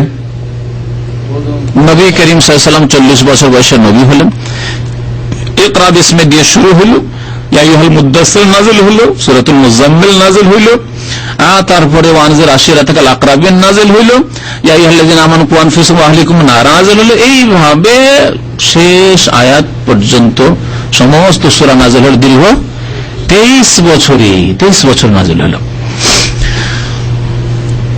তো আল্লাহ পাক বলছেন নিশ্চয় আমি কোরআন কারীমকে নাজিল করেছি ক্রমে ক্রমে। ফাসবির লিহুকমি রাব্বিকা, সুতরাং তোমার রবের ফয়সালার উদ্দেশ্যে ধৈর্য ধারণ করো, তাড়াহুড়া করিও না। কেউ মানছে না, কেউ জুলুম অত্যাচার করছে, কেউ অকথ্য ভাষা বলছে, অন্যায় কথা বলছে, ইসলামের বিরুদ্ধে ষড়যন্ত্রে লিপ্ত আছে। ফাসবির লিহুকমি রাব্বিকা, তোমার রবের ফয়সালার প্রতীক্ষায় তুমি ধৈর্য ধারণ করো, ধৈর্য হারা হইও না। ওয়ালা তুতি মিনহুম আসিমান আও কাফুরা, এবং তাদের মধ্য থেকে, কাফেরদের মধ্য থেকে, বা ওই যারা বিরোধী জালেম তাদের মধ্য থেকে যারা পাপিষ্ঠ, আসেম মানে পাপিষ্ঠ, আর কাফুরা যারা অকৃতজ্ঞ বা কাফের, পাপিষ্ঠ কাফেরের তুমি আনুগত্য করিও না, তাদের কথা শুনিও না, তাদের সমঝোতা কম্প্রোমাইজে আসিও না। যে মোহাম্মদ আমাদের মেলাতেও তুমি আসবে, আর তোমার মসজিদেও যাব, তোমার সাথেও নামাজ পড়বো, দেখো তো তুমি আমাদের চাঁদা দেবে, তোমাদের আমি চাঁদা দেবো। আজকাল যেমন শুরু হয়েছে এক শ্রেণী মুসলিমদের স্বভাব, যে সবটাই ভালো কাজ, মন্দিরেও চাঁদা দিই, মাদ্রাসায়ও দিই, মসজিদে দিই, গির্জাতেও দিই, গির্জাতেও যায়, মন্দিরেও যায়, আবার মসজিদেও ঈদ পড়তে বছরে 2 বার যায়, আর না হলে জুমার দিনে যায়, ব্যাস। হ্যাঁ, সবই যায়, সবকিছুই করে। তো আল্লাহ পাক রব্বুল বলছেন যে না, পাপিষ্ঠদের আর কাফেরদের কথা মানিও না, তাদের সমঝোতে আসিও না বাতিলের সাথে। ওয়াজকুর ইসমা রব্বিকা, এবং তোমার রবের নাম স্মরণ করো, তোমার রবের নাম স্মরণ করো, আল্লাহ পাকের জিকির আজকার করো। এর আগে বিস্তারিত বলেছি যে আল্লাহ পাকের জিকির আজকার পূর্ণাঙ্গ বাক্য দিয়ে হতে হবে। ইসমা মানে শুধু নাম আল্লাহ আল্লাহ নয়, আর রহমান ও রহমান, আর রহিম ও রহিম নয়, বরং আল্লাহ পাক রব্বুল আলামিন ইয়া রহমান ইরহামনি, আল্লাহ তুমি রহম করো, ইয়া গাফফার ইগফিরলি, এইভাবে আল্লাহ পাক রব্বুল আলামিনের জিকির আজকার। এবং এর চাইতে ভালো মাসুর মানে হাদিসে যে সব জিকির আজকার রয়েছে, সুবহানাল্লাহ, আলহামদুলিল্লাহ, লা ইলাহা ইল্লাল্লাহ, আল্লাহু আকবার, লা হাওলা ওয়ালা কুওয়াতা ইল্লা বিল্লাহ। এছাড়া সকাল সন্ধ্যার জিকির আজকার, নামাজের পরে জিকির আজকার, বাড়ি থেকে বের হওয়ার জিকির আজকার, বাড়িতে ঢোকার প্রবেশের জিকির আজকার, ঘুমাবার সময়, ঘুম থেকে ওঠার সময়, এইভাবে বাথরুমে যাওয়ার সময়, বাথরুম থেকে বের হওয়ার সময় যতগুলি জিকির আজকার আছে এগুলি জিকির আজকার। এছাড়াও সকালে ধরেন লা ইলাহা ইল্লাল্লাহু ওয়াহদাহু লা শারীকা লাহু মুলকু ওয়া লাহুল হামদু ওয়া হুয়া আলা কুল্লি শাইইন কাদির 100 বার পড়লে, দিনে যদি সুবহানাল্লাহি ওয়া বিহামদিহি 100 বার পড়লে যে নেকি রয়েছে। হাদিসে এইভাবে যে সব জিকির আজকারের কথা রয়েছে, সুবহানাল্লাহি ওয়া বিহামদিহি আদাদা খালকিহি ওয়া রিদা নাফসিহি ওয়া জিনাত আরশিহি ওয়া মিদাদা কালিমাতিহি, সুবহানাল্লাহি ওয়া বিহামদিহি সুবহানাল্লাহিল আযীম, ইত্তা আস্তাগফিরুল্লাহাল্লাযী লা ইলাহা ইল্লা হুয়া আল হাইয়ুল কাইয়্যুম ওয়া আতুবু ইলাইহি। জিকিরে ভর্তি আছে কোরআন এবং হাদিস, কিন্তু সুন্নতি জিকিরের তৌফিক অনেকে হয় না, আর এসব বিদাতীরা বিদাতি জিকির করে, সুন্নতি জিকিরের তৌফিক হয় না। তারপরে জিকির ফরজ আর মুস্তাহাব, দুই জিকিরে পার্থক্য করতে হবে। জিকির মানে নফল জিকির আর বিদাতি জিকিরে ডুবে গেছেন, আর ফরজ জিকিরের হদিস নেই, 5 ওয়াক্ত নামাজের খেয়াল, 4 ওয়াক্ত পড়ে, বিদাতি জিকির করেন 4 ওয়াক্ত নামাজ পড়েন, কোনো কাজে আসবে না এই নফল জিকির। ফরজ জিকির হচ্ছে 5 ওয়াক্ত সালাত, ওয়া আকিমিস সালাতা লিযিকরি, নামাজ কায়েম করো আমার জিকিরের উদ্দেশ্যে, আমার স্মরণের উদ্দেশ্যে। আল্লাহ পাক রব্বুল আলামিন কি বলছেন? ওয়াজকুর ইসমা রাব্বিকা বুকরাতান ওয়া আসিলা, তোমার রবের নাম স্মরণ করো সকালে এবং বিকালে। বুকরা সকালে, বুকরা মানে আগামীকাল, কেন এটা মাতৃভাষা এদের, আর বুকরা মানে হচ্ছে সকালে। কারণ আজকে এখন যদি বলি বুকরা, তাহলে কালই সকাল আসবে, এই জন্য সকাল থেকে ওইটা কালের অর্থে আজকাল মাতৃভাষায় ব্যবহার করে নিয়েছে, কিন্তু আসলে বুকরাতান মানে হচ্ছে সকাল, ও আসিলা মানে বৈকাল। তারপর আল্লাহ পাক রব্বুল আলামিন কি বলেছেন? ওমিনাল লাইলি, আর রাতের কিছু অংশে, ফাসজুদ লাহু, তাকে সিজদা করো, আল্লাহ পাককে সিজদা করো, ওয়াসাব্বিহু লাইলান তাওয়িলা, এবং তার তাসবিহ পাঠ করো পবিত্রতা ঘোষণা করো রাতের দীর্ঘ সময় ধরে। রাতের দীর্ঘ সময় ধরে আয়াতের তরজমা তো করে দিলাম, মোটামুটি তাফসীর হয়ে গেছে। কিন্তু এই আয়াতে ইশারা ইঙ্গিতে 5 ওয়াক্ত নামাজের কথাও আছে আর তাহাজ্জুদের কথা আছে। কেমন করে আছে তা বোঝার চেষ্টা করেন। কোরআনে কারীমে স্পষ্ট ভাবে আল্লাহ পাক রব্বুল আলামিন 5 ওয়াক্ত নামাজের এই 5 শব্দটি উল্লেখ করেননি, কিন্তু ইশারা ইঙ্গিতে কয়েকটি আয়াতে আল্লাহ পাক রব্বুল আলামিন বান্দাকে বুঝিয়েছেন যে 5 বার নামাজ আছে। আর এর ব্যাখ্যার দায়িত্ব রাসূলুল্লাহ সাল্লাল্লাহু আলাইহি ওয়াসাল্লামকে দিয়ে দিয়েছেন। এই জন্য যে কোনো মানুষ মুসলিম হলেই তাদেরকে শিখিয়েছেন খামসু সালাওয়াতিন ফি কুল্লি ইয়াউমিন ওয়া লাইলা, প্রত্যেক দিন রাতে 5 ওয়াক্ত নামাজ পড়তে হবে, 5-এ 4 চলবে না। কিভাবে 5 ওয়াক্ত নামাজ এখানে ঢোকানো আছে এই আয়াতগুলিতে বোঝার চেষ্টা করুন। কি বললাম, আল্লাহ পাক কি বলেছেন, ওয়াজকুর ইসমা রাব্বিকা, তোমার রবের নাম স্মরণ করো, বুকরাতা ওয়া আসিলা, সকালে এবং বিকালে। সকালে মানে ফজর নামাজ, আর ওয়াসিলা মানে বৈকাল, যখনই মাথার উপর থেকে সূর্য গড়ে যায় তখনই বৈকাল হয়ে যায় আর আসিল হয়ে যায়। তাহলে মাথার উপর থেকে গড়ার পরে নামাজ হচ্ছে যোহর এবং আসর, যোহর এবং আসর 3 ওয়াক্ত হইল। ওয়া মিনাল লাইলি ফাসজুদ লাহু, আর রাতের কিছু অংশে সিজদা করো, তার মানে মাগরিব এবং ইশা 5 ওয়াক্ত হইল। ওয়াসাব্বিহু লাইলান তাওয়িলা, আর রাতে দীর্ঘক্ষণ ধরে আল্লাহ পাকের পবিত্রতা ঘোষণা করো। আর তাসবিহ মানে নফল নামাজ পড়া, নবী সাল্লাল্লাহু আলাইহি ওয়াসাল্লামের হাদিসে প্রমাণ আছে। নবী সাল্লাল্লাহু আলাইহি ওয়াসাল্লাম সম্পর্কে একটি হাদিস আছে, সাহাবী বলছেন যে কানা রাসূলুল্লাহ ইউসাল্লি সুবহা আলা রাহিলা, নবী করিম সাল্লাল্লাহু আলাইহি ওয়াসাল্লাম নফল নামাজ সওয়ারির উপর পড়তেন। আর সুবহা বলা হয়েছে মানে তাসবিহ, সুবহাতুন সিন বা হা দিয়ে। তাহলে বোঝা গেল যে নফল নামাজকে তাসবিহ কোরআন এবং হাদিসের ভাষায় বলা হয়েছে। এখানে আল্লাহ পাক কি বলেছে তাহাজ্জুদের নামাজকে, ওয়াসাব্বিহু লাইলান তাওয়িলা, রাতের দীর্ঘ সময় ধরে পবিত্রতা ঘোষণা করো, মানে নফল তাহাজ্জুদের নামাজ, তাহাজ্জুদের সালাত আদায় করো। তাসবিহ মানে হচ্ছে নফল নামাজ।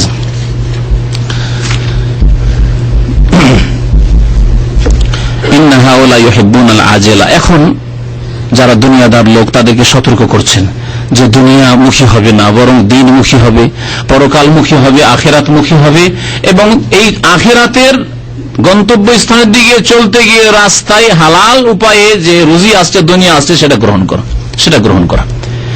আল্লাহ পাক বলছেন ইন্না হাউলা ইউহিব্বুনাল আজিলা, নিশ্চয় এই লোকেরা কাফের এবং বেদিন যারা দুনিয়ামুখী, এই লোকদের দিকে ইঙ্গিত করে আল্লাহ বলছেন যে এরা ইউহিব্বুনাল আজিলা, নগদ নগদ ভালোবাসে, নগদ ভালোবাসে।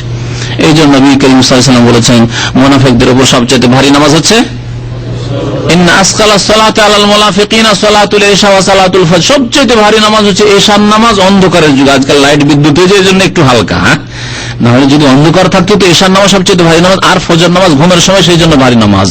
ওয়ালাউ ইয়ালামুনা মা ফিহিমা, আর যদি জানতো যে এই দুই নামাজে কি ফজিলত আছে, লা তাহুমা ওয়ালাউ হাবওয়ান, তাহলে হাঁটতে না পারলে, চলতে না পারলে হামাগুড়ি দিয়েও বা পাছাই ভোর দিয়েও ঘষে ঘষে মসজিদে পৌঁছিত। আরো আছে, ওরা যদি জানতো যে এশার নামাজে কি দেওয়া হবে, মিরমাতাইনে হাসানাতাইনে, 2টি পায়া দেওয়া হবে। এশার নামাজে গেলে পায়া খেতে পাবো, ফিরি ফিরি, এখন 1 পায়া 1 রিয়াল, মানে তারও বেশি জানি না, আল্লাহ যা, 5-6 রিয়াল, আচ্ছা, আল্লাহ আকবার। যদি জানতে পারে যে 1 পিস পায়া খেতে পাবো, 2 পিস পায়া খেতে পাবো এশার নামাজে গেলে, দেখেন ভিড় ভাড়। কোন মসজিদে যদি আল্লাহর কোন বান্দা পয়সাওয়ালা এইরকম কাজ শুরু করে দেয়, যে নামাজ পড়তে আসবে গেটে দাঁড়িয়ে 1 রিয়াল ব্যাস, খেতেও না, 1 রিয়াল ব্যাস, 1 রিয়াল করে দেবো, দেখেন সমস্ত লোক ওখানে ভিড় জমিয়ে দেবে।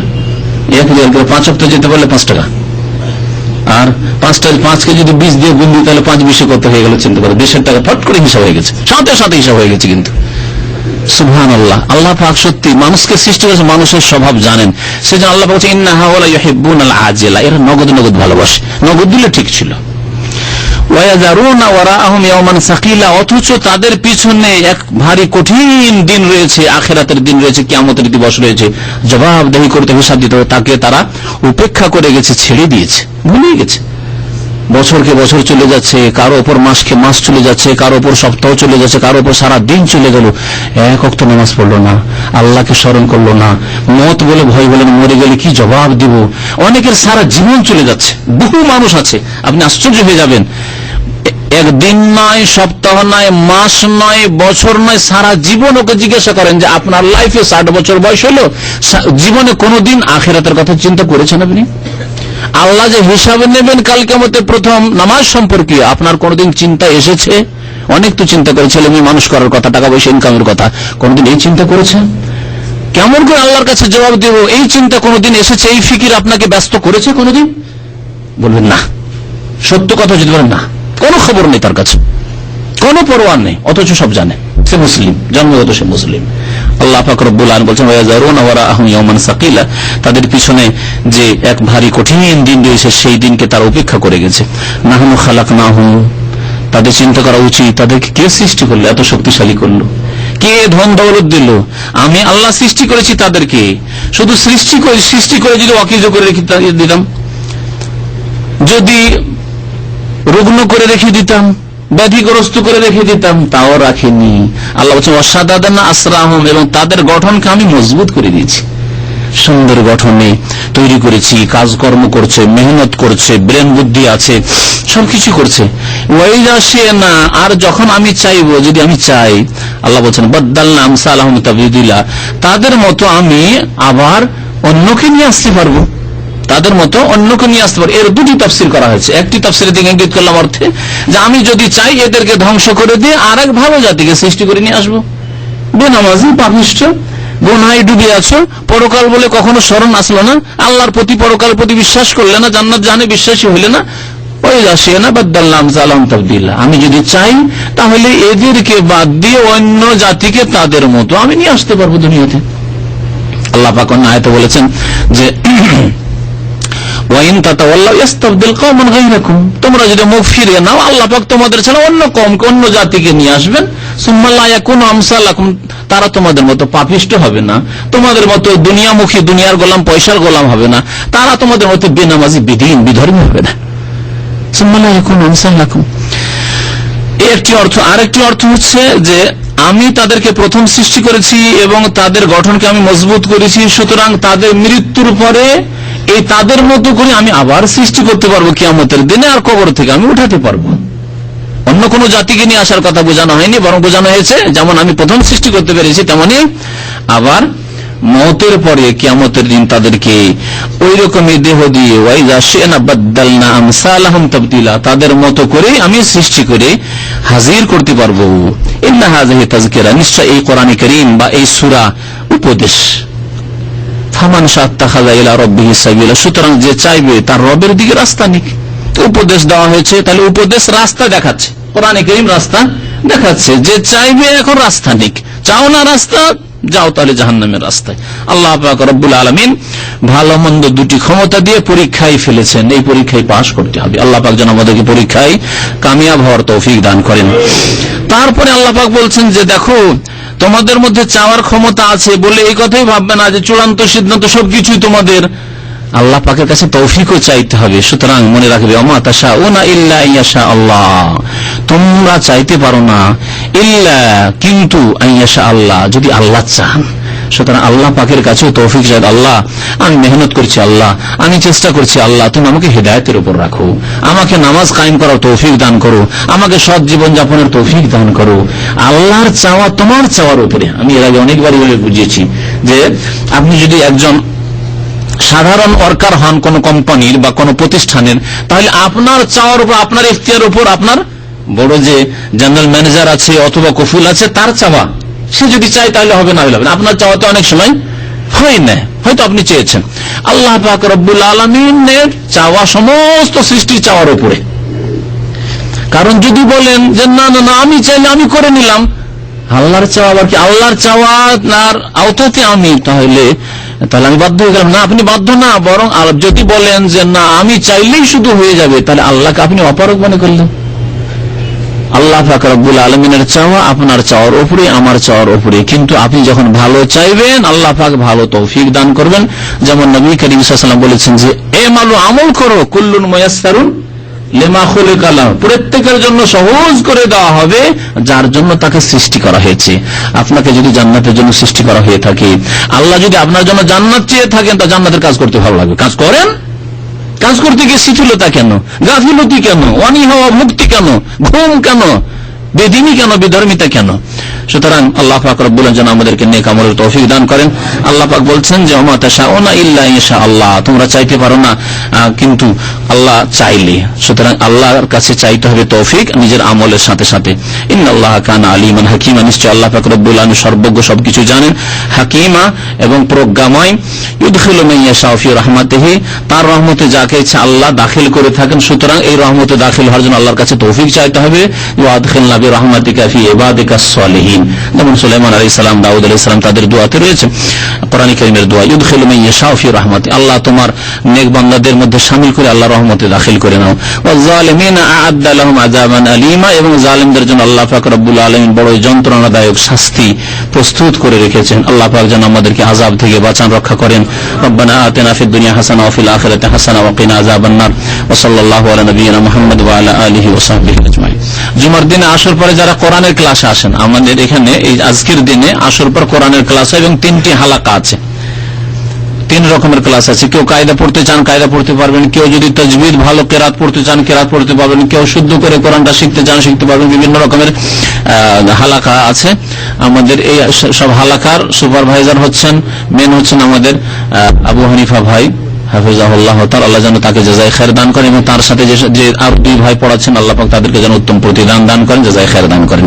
আল্লাহ পাক আমাদের নেক আমল যেন কবুল করেন, গুনাহ খাতা যেন আল্লাহ পাক মাফ করে দেন, আমাদের বালা মুসিবত থেকে হেফাজত করেন। আল্লাহ পাক যেন আমাদের বালা